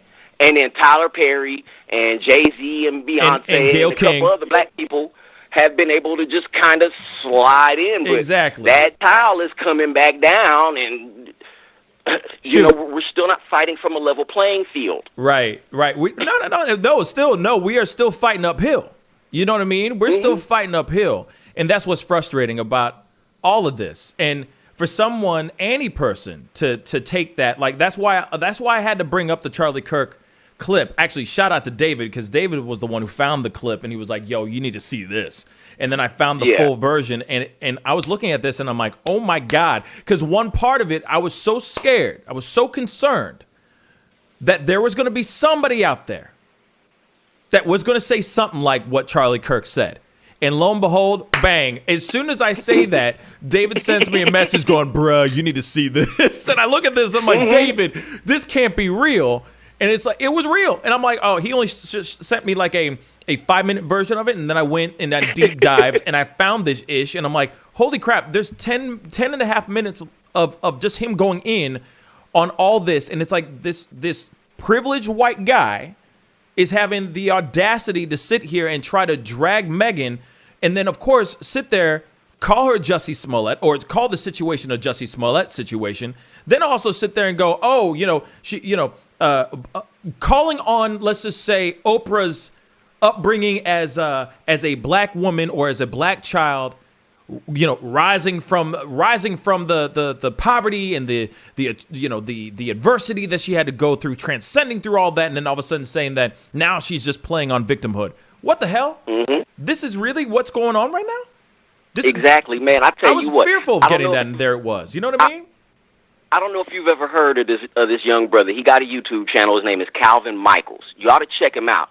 This little young dude, he went to Howard University. He lives there in D.C., and he is easily one of the most knowledgeable and cognizant of black history young men that I've ever had the privilege to listen to. You ought to go on there and just kind of listen to some of the things that he's talking about in terms of like standardized testing and systematic and structural racism. Yeah. I've been subscribed to this dude. I've been subscribed. Man, I'm telling you, man, that young brother is heavy. I'm telling you, dude, I've learned so much from him. And then I've been able to go and do my own independent research because I'm not really a take you at your word type of person. Right. If I don't really understand your pedigree, you know what I mean? Right. Because see, I'm not a learned person. I'm in college right now. You Congratulations, know what I mean? man. That's dope. Well, thank you. I appreciate it. But I realize that there's still an infinite wealth of knowledge that I don't know. And so I'm on that road. And I'm trying to be a better person. Yeah. And every day I feel like I get a little bit better, but I'm never going to be there. I'm always going to be striving. Well, I mean, hopefully you're able to. We are helping you get over that bridge by using this platform and this show as an opportunity. You know what I mean? Man, because you know what? This has been really nice. I really do appreciate it. Anytime, man. I appreciate it, V. I appreciate the insight and the thoughts and everything. And it's Calvin Michaels for everybody who's wondering. Tammy from the block is wondering as well. Go check him out. It's a really good channel. I actually need to try to reach out to him and see if I can get him on the show and chop it up. You know what I mean? Because we're I'm pretty sure he would enjoy that, man, because y'all have the same kind of interpersonal vibe. Yeah. So he's an asshole. Thanks.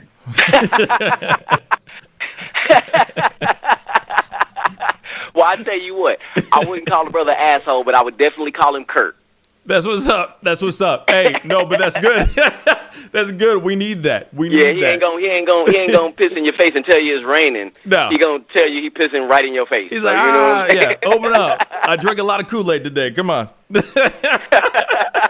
But V, thank you so much for calling in, man. I appreciate you, brother. Yes, you stay up, all right? Hey, most definitely. Much love, man. Hey, thanks a lot, Pascal fam. Y'all be showing me mad love when I be calling. Always, comments, man. So, you know what I'm saying? Always. Hey, love you guys, man. And, we'll be talking again soon. Hell yeah. I'm going to have a whole bunch to unload on you, bro.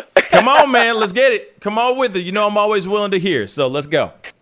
All right, homeboy. All right, brother. Easy, man. You too. All right. Peace. One. Man, great conversation to V. Thank you so much for the phone call. And all the phone calls that I've gotten so far, even Joseph, you know what I mean? Shout out to my boy Joseph. Now, we do need to switch gears a tiny bit. There's a lot to talk about, and there's a few things other than Meghan Markle that we have on here. One of the things is I know Hippie Buddha put in the Discord about this particular artist, and you're good. You're still good, David, to go through a few things. Okay. So one thing, because I'd hate for you to jump off just out of nowhere, because I need you. One of the things we definitely need to talk about here, really, really quick, is we got to get to these other titles and everything. So these other stories. So Biden's dogs have been kicked out of the White House. David's got the story, man. Like, tell me this story, man, because this is crazy. This is crazy. Yeah. This one kind of surprises me. So for a little background is Biden, once he was inaugurated, brought his dogs into the White House, which is pretty normal.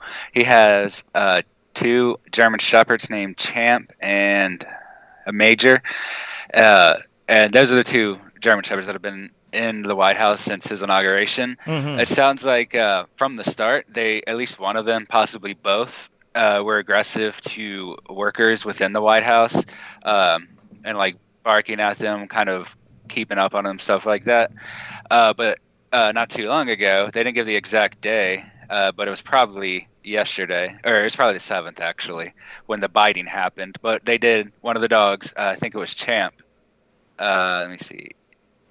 One of the dogs, I don't remember which one, actually bit one of the workers. And so now they've been sent off to Delaware to stay in one of the family homes, which is the family home they usually keep the dogs in when they're traveling. Right. So it seems like they kind of have their own designated family home, I guess, for the dogs already. And Dr. Biden, his wife, president's wife, said that they really don't have any rules. They're very good dogs. But that doesn't seem to be the case. And it seems like by not having rules, they just mean they weren't trained to behave around people because they're barking and biting staff workers. And, that's not okay. A lot of people were excited that he was bringing these dogs in, too, because, most Americans love dogs. And there hadn't been one while Trump was there. And that was like a minor kind of like drama thing that went on for a little bit. So I could definitely can see some people are going to be upset that he brought in his dogs and then they attacked a worker. Yeah. Who's probably not going to get any compensation because it was the president's dogs. Let's be real. Yeah, I mean, he's not. Yeah. They're German Shepherds. Let's just say this. Number one, they're German Shepherds. And aren't they bred to be aggressive security type dogs? Aren't they bred to sick 'em, boy? You know what I mean? Aren't they bred that way? The other thing is there could be there could be the stress of these people. Like, these dogs don't know all these new people. They're in a brand new place. They've been moved to a new area. They're sitting there going, the hell is all this? Who the hell's this? You don't smell like my owner. You smell funny. I don't like that. You know what I mean? There's so many other things that are that you have to put in consideration that on reasons why these dogs are being protective. Like King Tima B just said, they're protective as F. You know what I mean? I agree. These are dogs. Yeah. They're dogs. I mean, they're German Shepherds. This is what they're bred to be. But go ahead. I'm sorry. Yeah, I was going to say, it's literally in their name. Like, German Shepherds were bred to protect sheep and your property. That's their main. That's what they were bred for, is to protect their owner and their stuff. So, you know, their owner, Joe Biden, moved to this new White House. And, you know, naturally, they think it's his stuff because he gets to go everywhere he wants. So they're trying to protect his property from all these people they don't know. It sounds like they did have to. Go ahead. I'm sorry. It sounds like they did have to go through special training beforehand. At least one of them, I think, Champ was the one.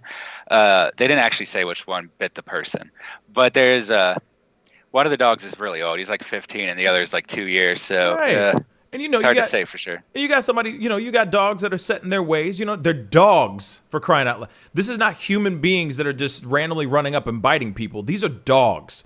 Also, let's be real. German Shepherds, Rottweilers. Are you surprised? I'm not. I'm not surprised at all. Unless they're the most docile, loving, freaking dogs in the world, like German Shepherds in the world, then this is a completely different conversation. But these dogs, I'm sure, were bred, and they have them for extra protection. Let's be straight funky on this. Let's be real. It is Joe Biden and his wife and his family. One he had for 15 years. He's been in the game. Let's be real. President Joe Biden's been in the game for a long time. Why would you be surprised if these dogs are doing exactly what they were bred to do, which is to protect that family? Period. They don't understand what's going on. They're being brought in. Boom. There it is. What is this? There's new smells. I can't pee in the places that I'm used to peeing. I used to have this here. I used to have that there. None of those things are there. They don't know English. They're freaking dogs. Go ahead, David. Yeah, it's not too surprising, too, because it sounds like they took them to someone else to get them trained to be used to strangers. It doesn't sound like that's something they taught them as they grew up on their own. No. Probably. Honestly, just based on what Jill says, with them not having any rules ever or anything, it sounds like they're basically the family next door that thinks they have the best dog that never does anything wrong. That's always barking at people's houses. He didn't poop in your front lawn. I don't know what you're talking about. Yeah. My dog's an angel. My dog's an angel. Exactly. How dare you? It's like people with their kids sometimes. You know what? You know what Biden did? He probably went up to each and every single dog that he had, and he was just like, "Hey, if you don't vote for me, you ain't black. Okay? If you don't bite anybody, you ain't black." And they're just trying to prove it. That's all they're doing. They're like, "We black. I don't know what you're talking about." Yeah, sure. Or he trained them to make them think that all of them are Trump. You know what I mean? That's President Trump, but that's ex-President Trump over there. Sick 'em, boy, sick 'em. You know what I mean? What's my name again? And someone had mentioned this in chat. I found the clarification. Yeah, they were. So Major was the one that they adopted. He's the younger one, and he's the one that had to go through special training to be acclimated to the Biden household. And this is their, normal household, not the White House. So he was fostered for several months before they officially adopted him. So it sounds like he's a bit of a trouble dog, maybe. So they're trying to raise him. Maybe didn't. I mean, that was 2 years ago, so they could have fixed those problems, I guess, but they probably just didn't. Yeah. I mean, because dogs can be trained. It's not true that old dogs can't learn new tricks. They're very good at learning new tricks. They're German Shepherds, for crying out loud. Yeah. I'm sorry. Yeah. I'm sorry. That's just hilarious. Marley Exer said, true. Just like Melania was brought in, she had no idea what was going on. She just randomly, Melania just started biting people. Just forget you. I don't even know who you are. Where is my fur coat? Don't know who you are. You know what I mean? But anyway, we got to jump. What did you say? I was going to say, every time Trump touches her, she just bites him, so she got used to it. He just, how many rabies shots he got so far. That's a whole other conversation in itself. Okay, so we got to jump into this next thing because, okay, this is a little bit of a left turn. This is not on the titles, but we got to bring it up because it's really messed up. It's a really, really messed up story. Now, this goes out to my Asian people, my Asian family. You know what I'm saying? It's very frustrating.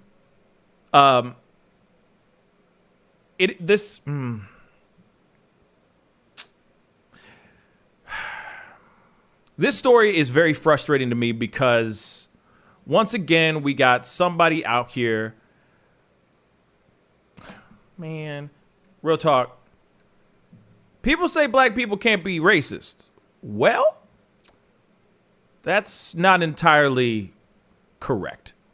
So there was a shout out to Hippie Buddha and shout out to the fam in Discord.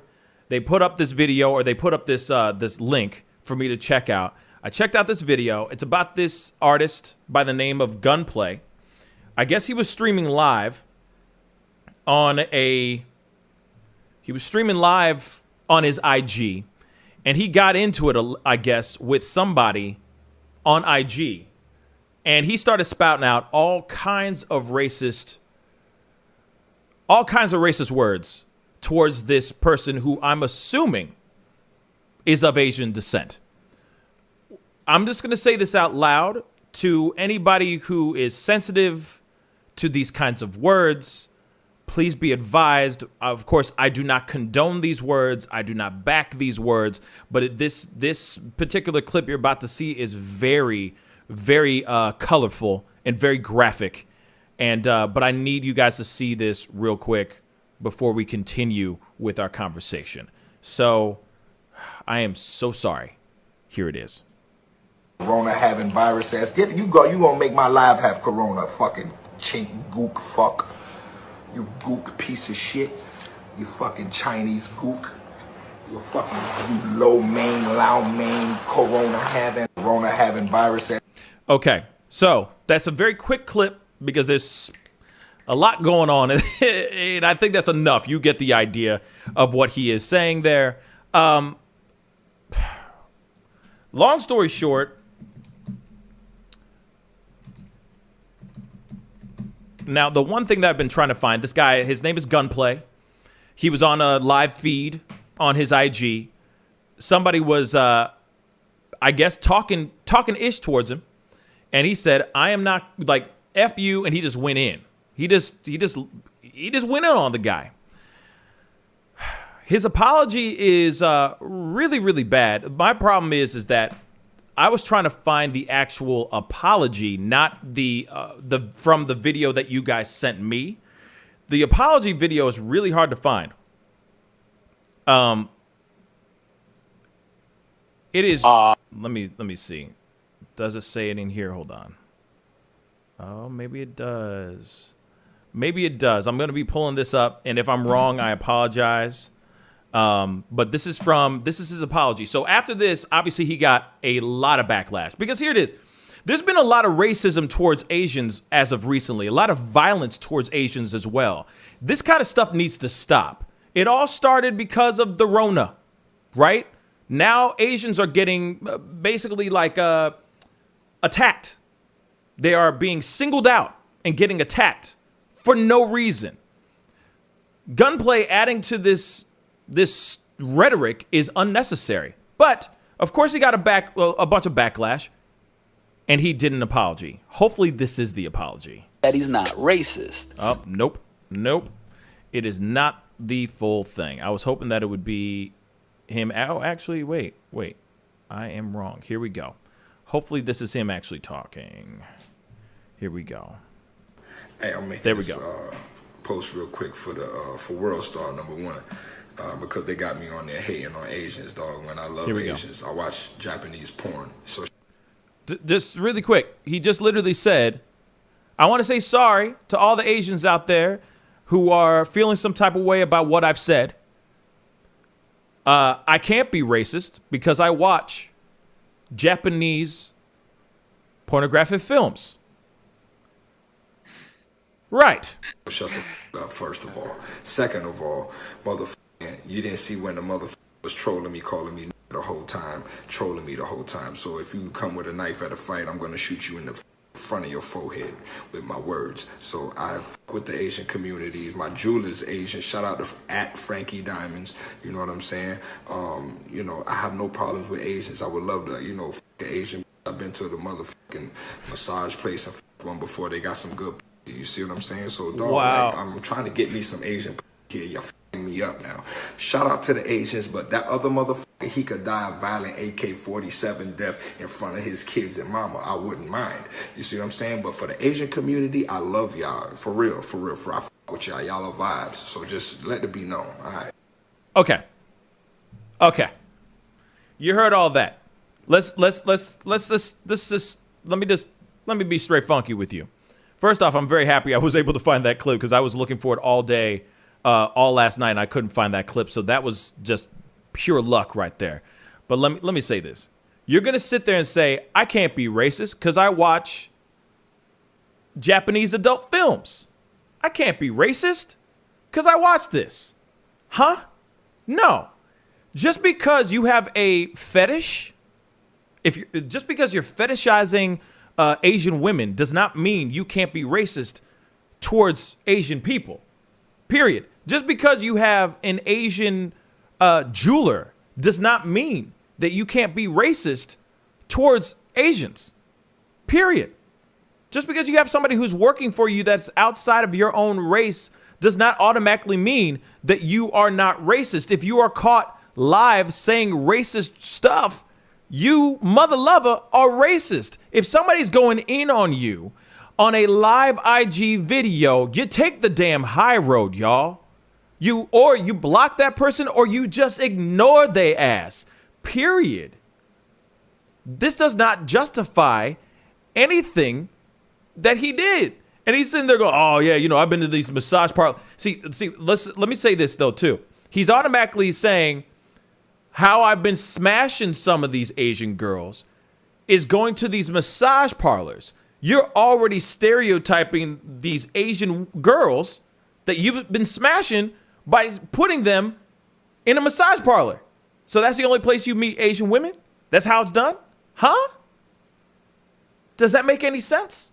No, it doesn't. It just means you're racist. You're racist. You're racist. Gunplay. You're racist. That's it. There's no way around it. You are basically fetishizing Asian women. That's it. You have a fetish for them. That does not mean that you ain't racist. Just like a dude who might be a white guy going and smashing a whole bunch of black girls, but then he's caught saying the N-word or saying all kinds of crazy stuff. And he's like, I can't be racist. I got a black girlfriend. No. You be racist, bruh. You be racist. David, what are your thoughts on this, man? Yeah, I mean, I just pretty much agree. I guess this isn't really too unusual. There's been, especially over the past year, an elevated case, I think, of violence between Asians and blacks, as well as Latinos and blacks, has been rising for the past 2 months. Or not 2 months, 2 years. So it's not totally surprising, I guess, that you kind of see this developing.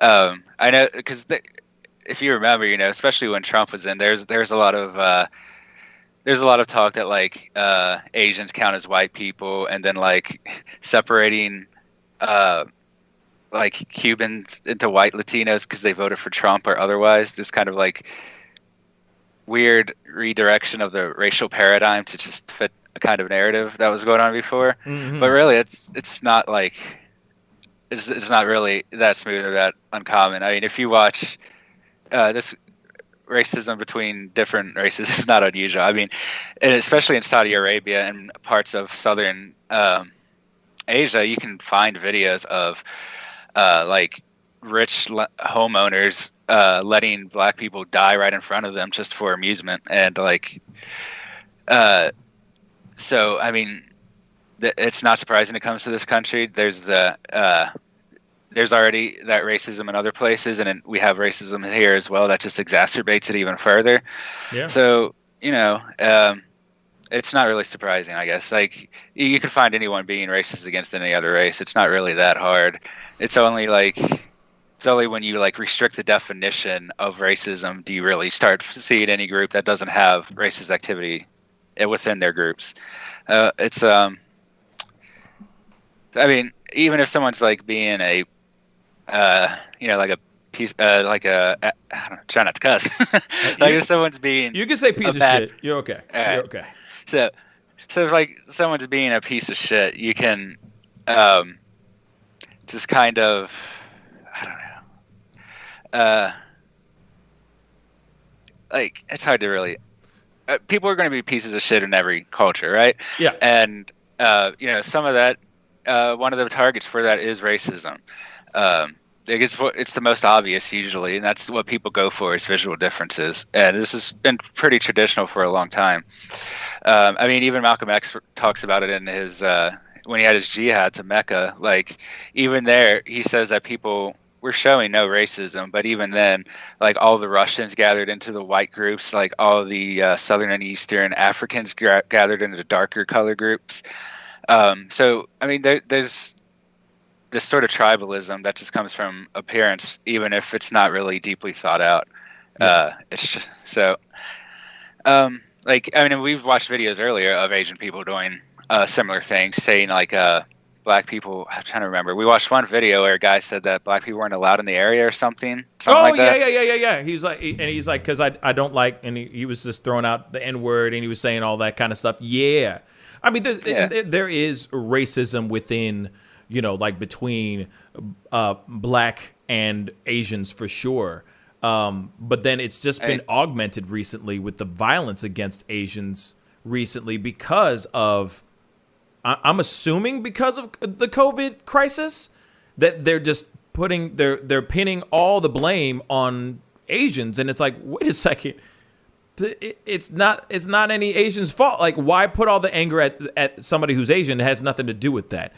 And it's frustrating to see that we have succumbed to this situation. Like, as much as somebody who is black, who has dealt with adversity and racism on a daily basis, the last thing you want to do is relay that type of bigotry, that type of vitriol towards another race that also gets, if not, maybe not as much, but if like the same amount of ridicule. And it's frustrating because they are people of color. You see what I'm saying? They are people of color as well. They deal with adversity just as much as any other person of color. So why relay that same information, that same hatred towards another group? I just don't get it. To me, it just doesn't make any sense. They deal with adversity just as much as anything else. Yeah, sure, they might be going, the racist stuff is like, all the stereotypes that might come with it, like really great at math, terrible drivers, stuff like that. But they get those things all the time. You know what I'm saying? They don't go walking and flying under the radar without some sort of adversity. So it doesn't make any sense when it's going and being, when you got somebody on their live feed throwing out racist words, and then 5 seconds, maybe a day later or a couple hours later going on, they're going, oh, I love my Asian people. Now, if we flip this around and this was a white person, would it still be okay? Hail to the no. It would not be okay. They would cancel his ass immediately. So I think Gunplay has a lot of work to do. But you can't sit there and go, oh, yeah, I smash all kinds of bad girls in massage parlors. Yeah, man, I love my Asian people. I love them so much that I watch Japanese adult films. You know what I'm saying? Oh man, I'm still trying to smash some Asian girls. Don't mess with me, man. You know what I mean? Now you're messing up my swag, my game with these girls, with these Asian girls that I only am putting them as sexual objects, I mean, not as human beings.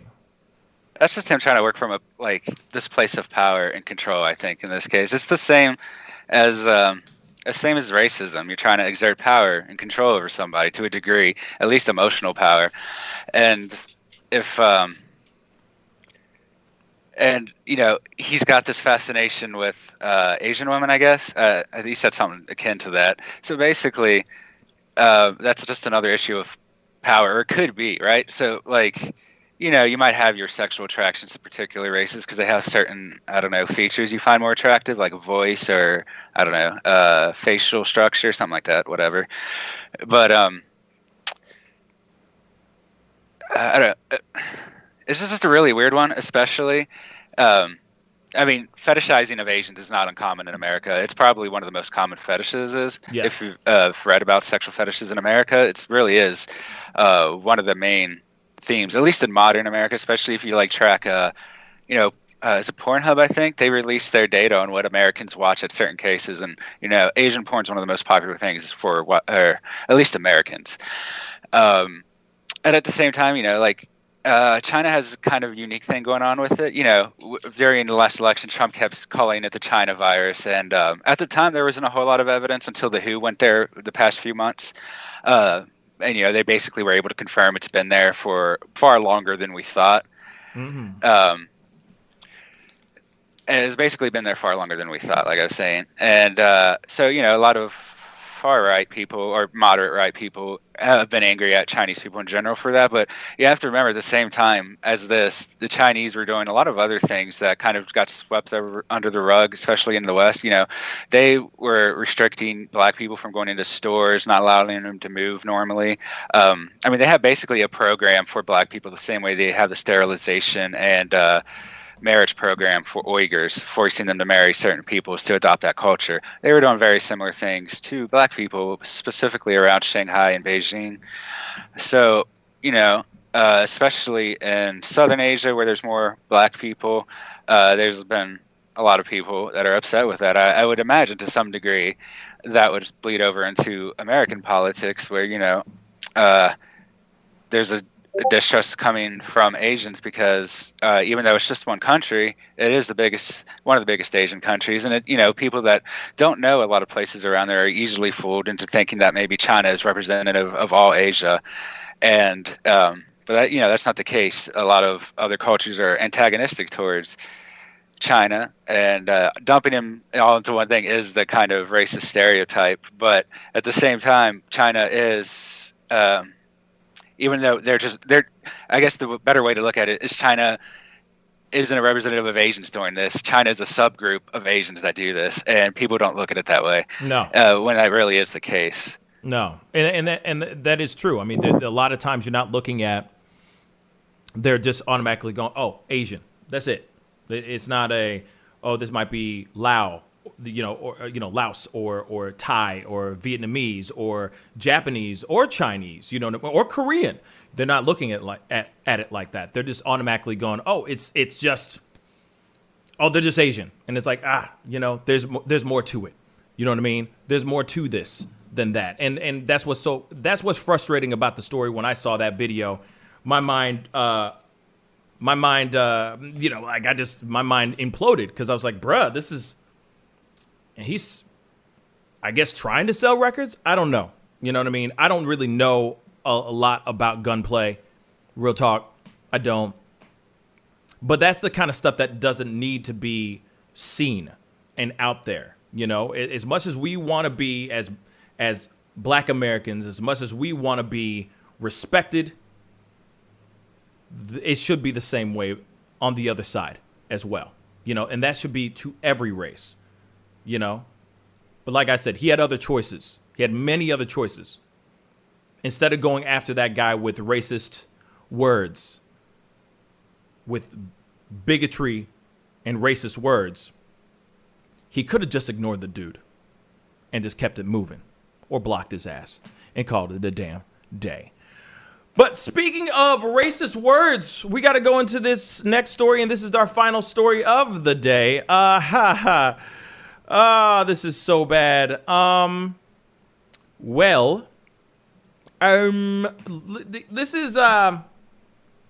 This is bad.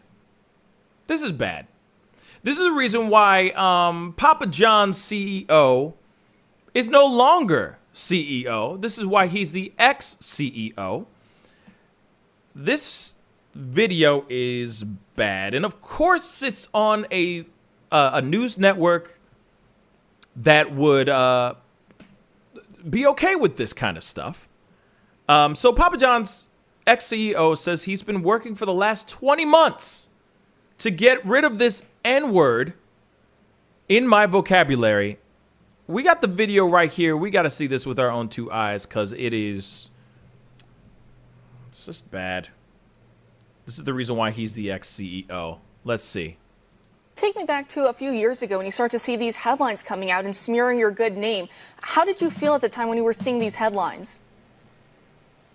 State of shock. Unbelievable. I couldn't understand it. I mean, again, you have a public board that paints its chairman complicit, passive, or active. They paint the founder as a racist. They know he's not a racist. It's just unbelievable. And I used to lay in bed just going, how did they do this? And we've had 3 goals for the last 20 months to get rid of this N-word in my vocabulary and dictionary and everything else because it's just not true. Figure out how they did this and get on with my life. If Papa John's would just say, hey, we got in a hurry, we didn't follow proper. Take me back to a few years ago when you start to see these headlines coming out and smearing your good name. Smearing his good name. Just so you know, I'm just playing it one more time because it does, like, I wanted you guys to hear it just clean without me cutting in between it or anything of that sort. This woman here, and by the way, this is the OWN network, okay? OAN or OWN network, whatever they call it. OAN, I guess, the OAN network. And we already know this is a right-leaning conservative media platform. She is sitting here saying, oh, they are speaking bad on the CEO of Papa John's name. It's just saying. She's trying to go, look, oh, see, so sorry for you because they just went after you and canceled you so hard. Those cancel culture vultures came in and tried to cancel you for saying the N-word. Tell us a little bit about it. That's literally what she's doing here. How did you feel at the time when you were seeing these headlines? State of shock. Unbelievable. I couldn't understand it. I mean, again, you have a public board that paints its chairman complicit, passive, or active. They paint the founder as a racist. They know he's not a racist.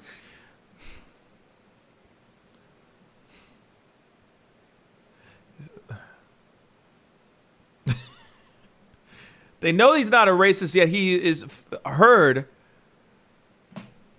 in a conference screaming out the N-word. It's just unbelievable. And I used to lay in bed just going, how did they do this?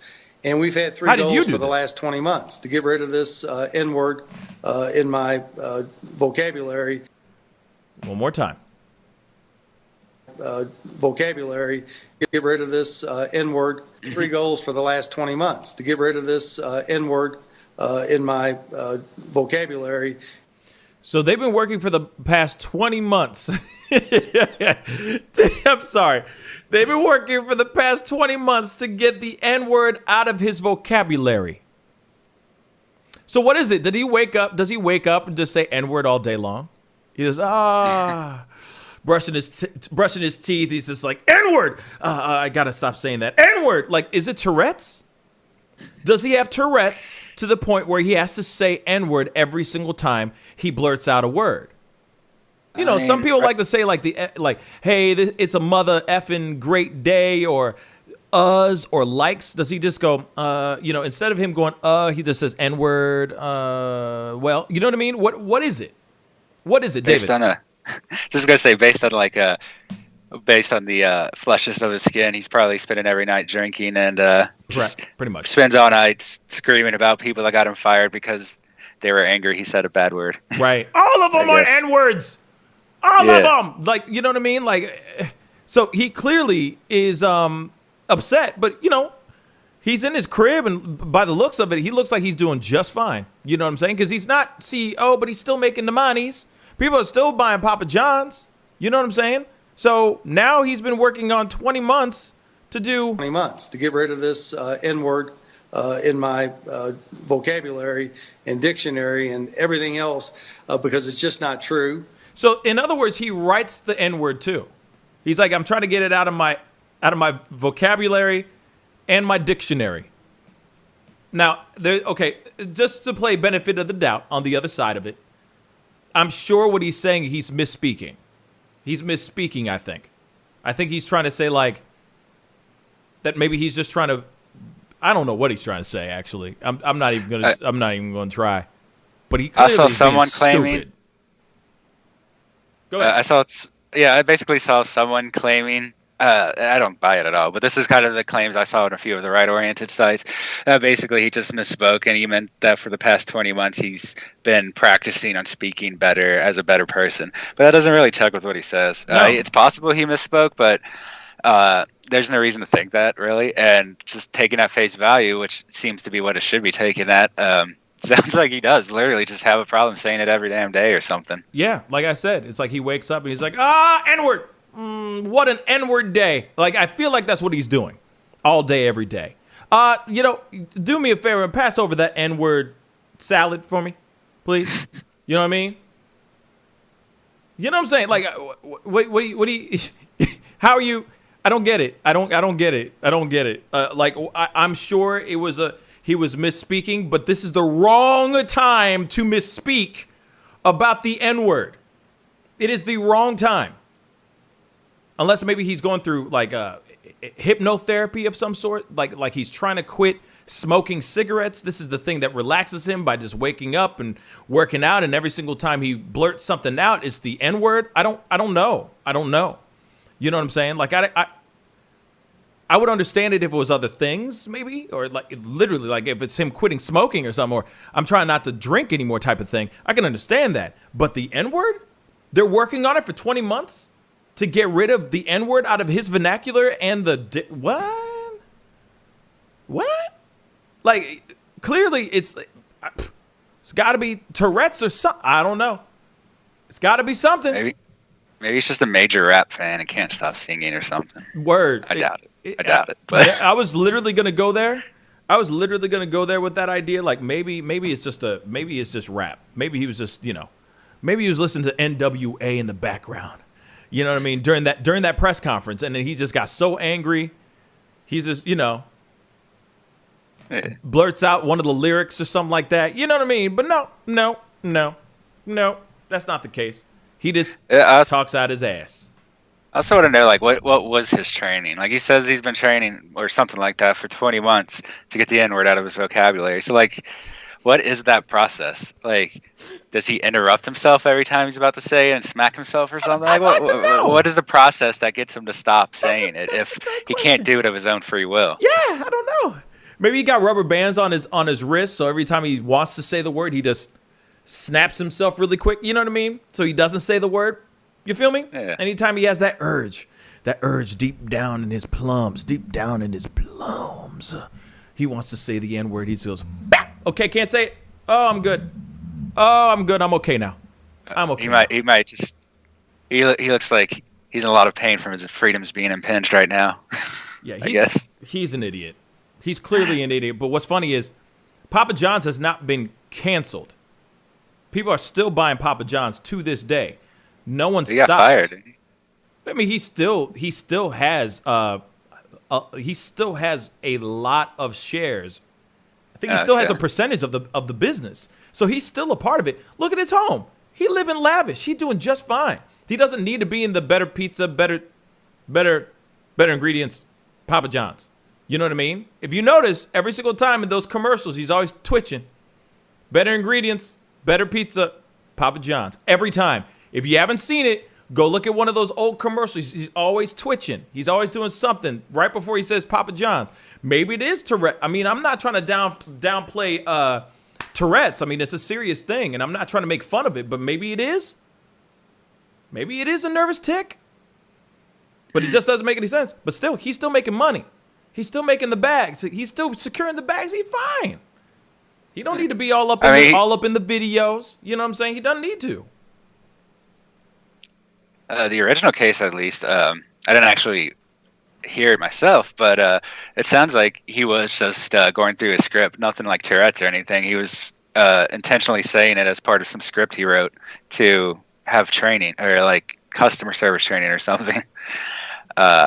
So, I mean, the first time he was screaming it out, you know, I think it was on over a voice chat type thing. Yeah, he was literally on a phone conference so he was on speaker in a room full of other, you know, higher ups in the Papa John's business, and he was basically saying something along the lines of like, you know, these N-words shouldn't be.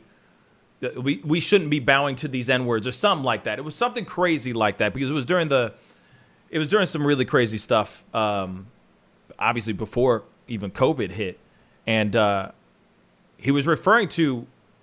No. It was during the kneeling.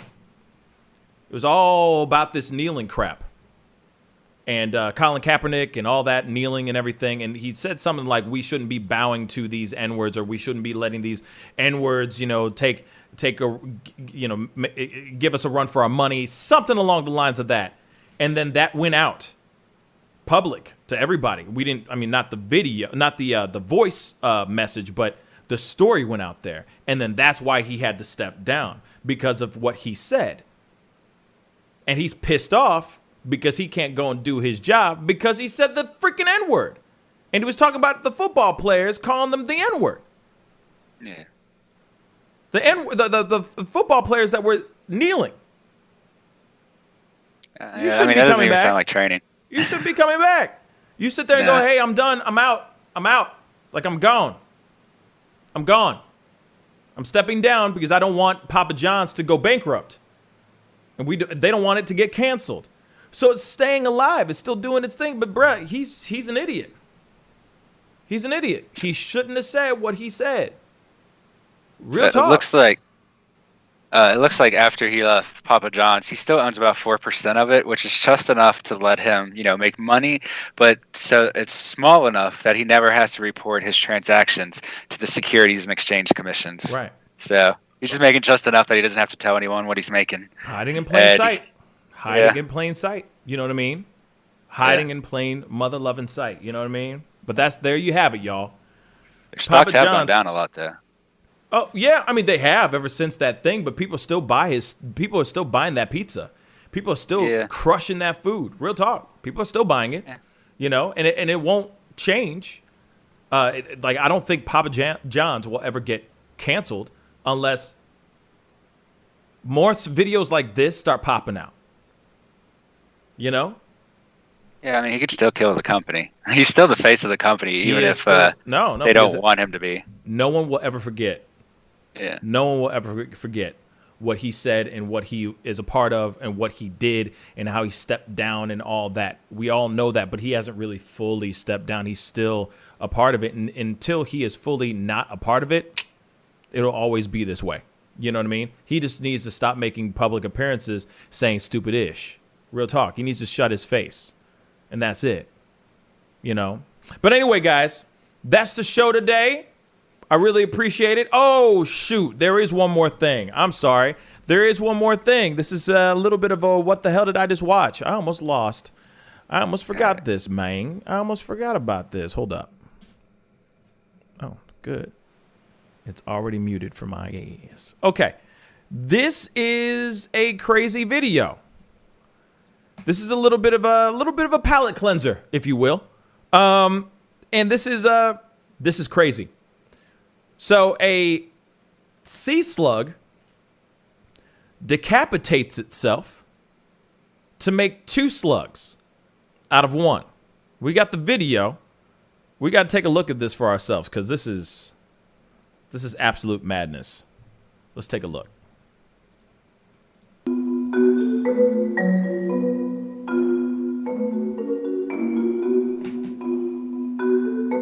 So that's the head. That is so crazy. That is so crazy.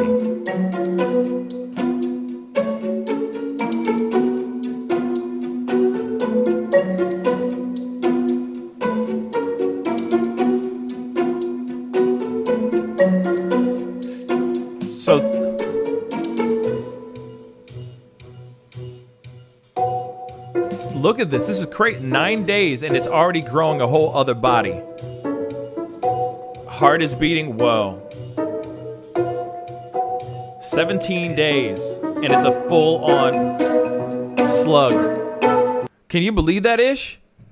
That is wild, yo. That is a full-on, like, it separated itself from its own body and created another body.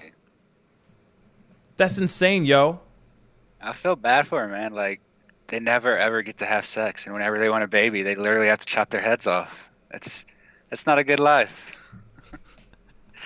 You know what? I'll take that over like a female praying mantis as soon as the male praying mantis gets what he came there for. Hey, gets his head cut off and gets eaten alive by the praying mantis. So I'll take this over, you know. Feel bad for that male praying mantis. He's like, yeah, was it good enough?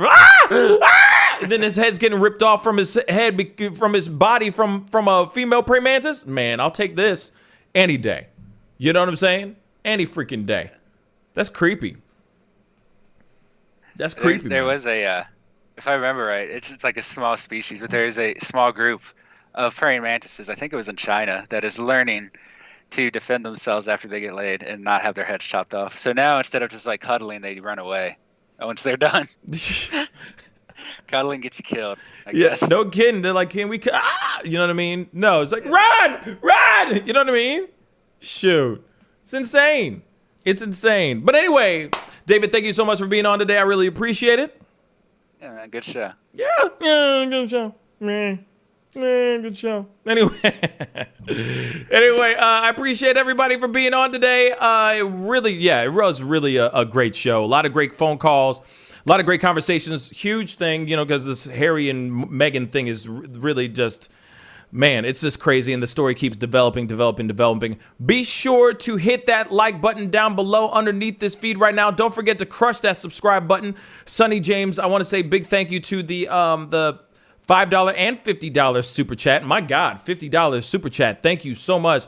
Did you see the Italian doctor that says he can do a successful head transplant? My question is, where is he going to get the body? I haven't heard anything about an Italian doctor saying that he can do a successful head transplant, but that is a very interesting question right there nonetheless. But thank you everyone for all the super chats. Thank you for all the love. Don't forget to crush that subscribe button. I will be on tonight at 7 p.m. Central Standard Time, so be on the lookout for that. We are going to be doing a deep dive on some things, as we always do. I will open up the phone lines and have conversations with you guys as well in regards to this one particular thing, which is this whole David Dobrik story. We got to talk about it. I know that's a little bit out of the jurisdiction of what this show is, but this is very controversial stuff, and I think that it's well, we cover everything that's controversial on this show, even slugs decapitating their own selves from their bodies. Okay, so anyway, it is time to get going. From me and David, have a great one, guys. Wave, David, wave. There you go. See, he's real. There you go. He's real. He's not an AI. Anyway, it's time to get going. Oh shoot, hold up. I got to do this because I gotta somehow keep, you know, the bags coming in. You know. Anyway, appreciate all y'all. Be good to yourselves. Be good to one another. And I'll see you guys tonight at 7 p.m. Central Standard Time. This is the Pascal Show. Bye.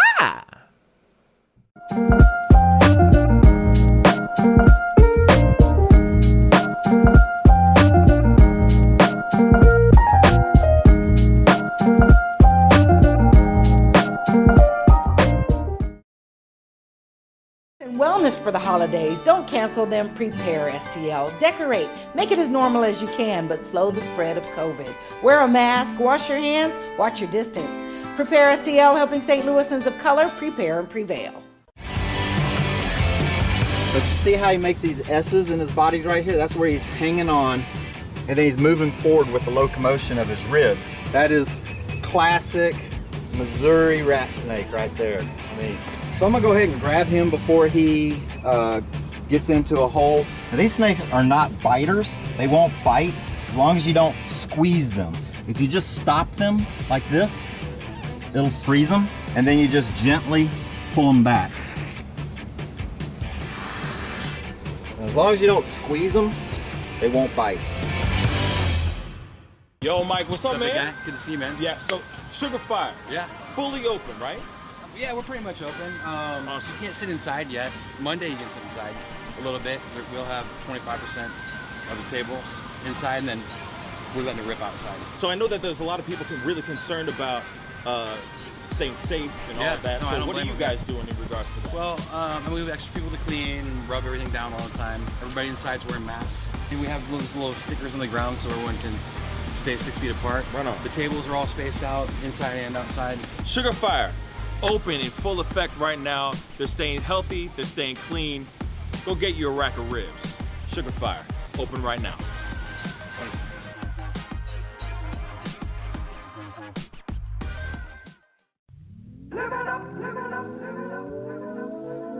The Fur and Leather Center, providing the highest of fur and leather goods.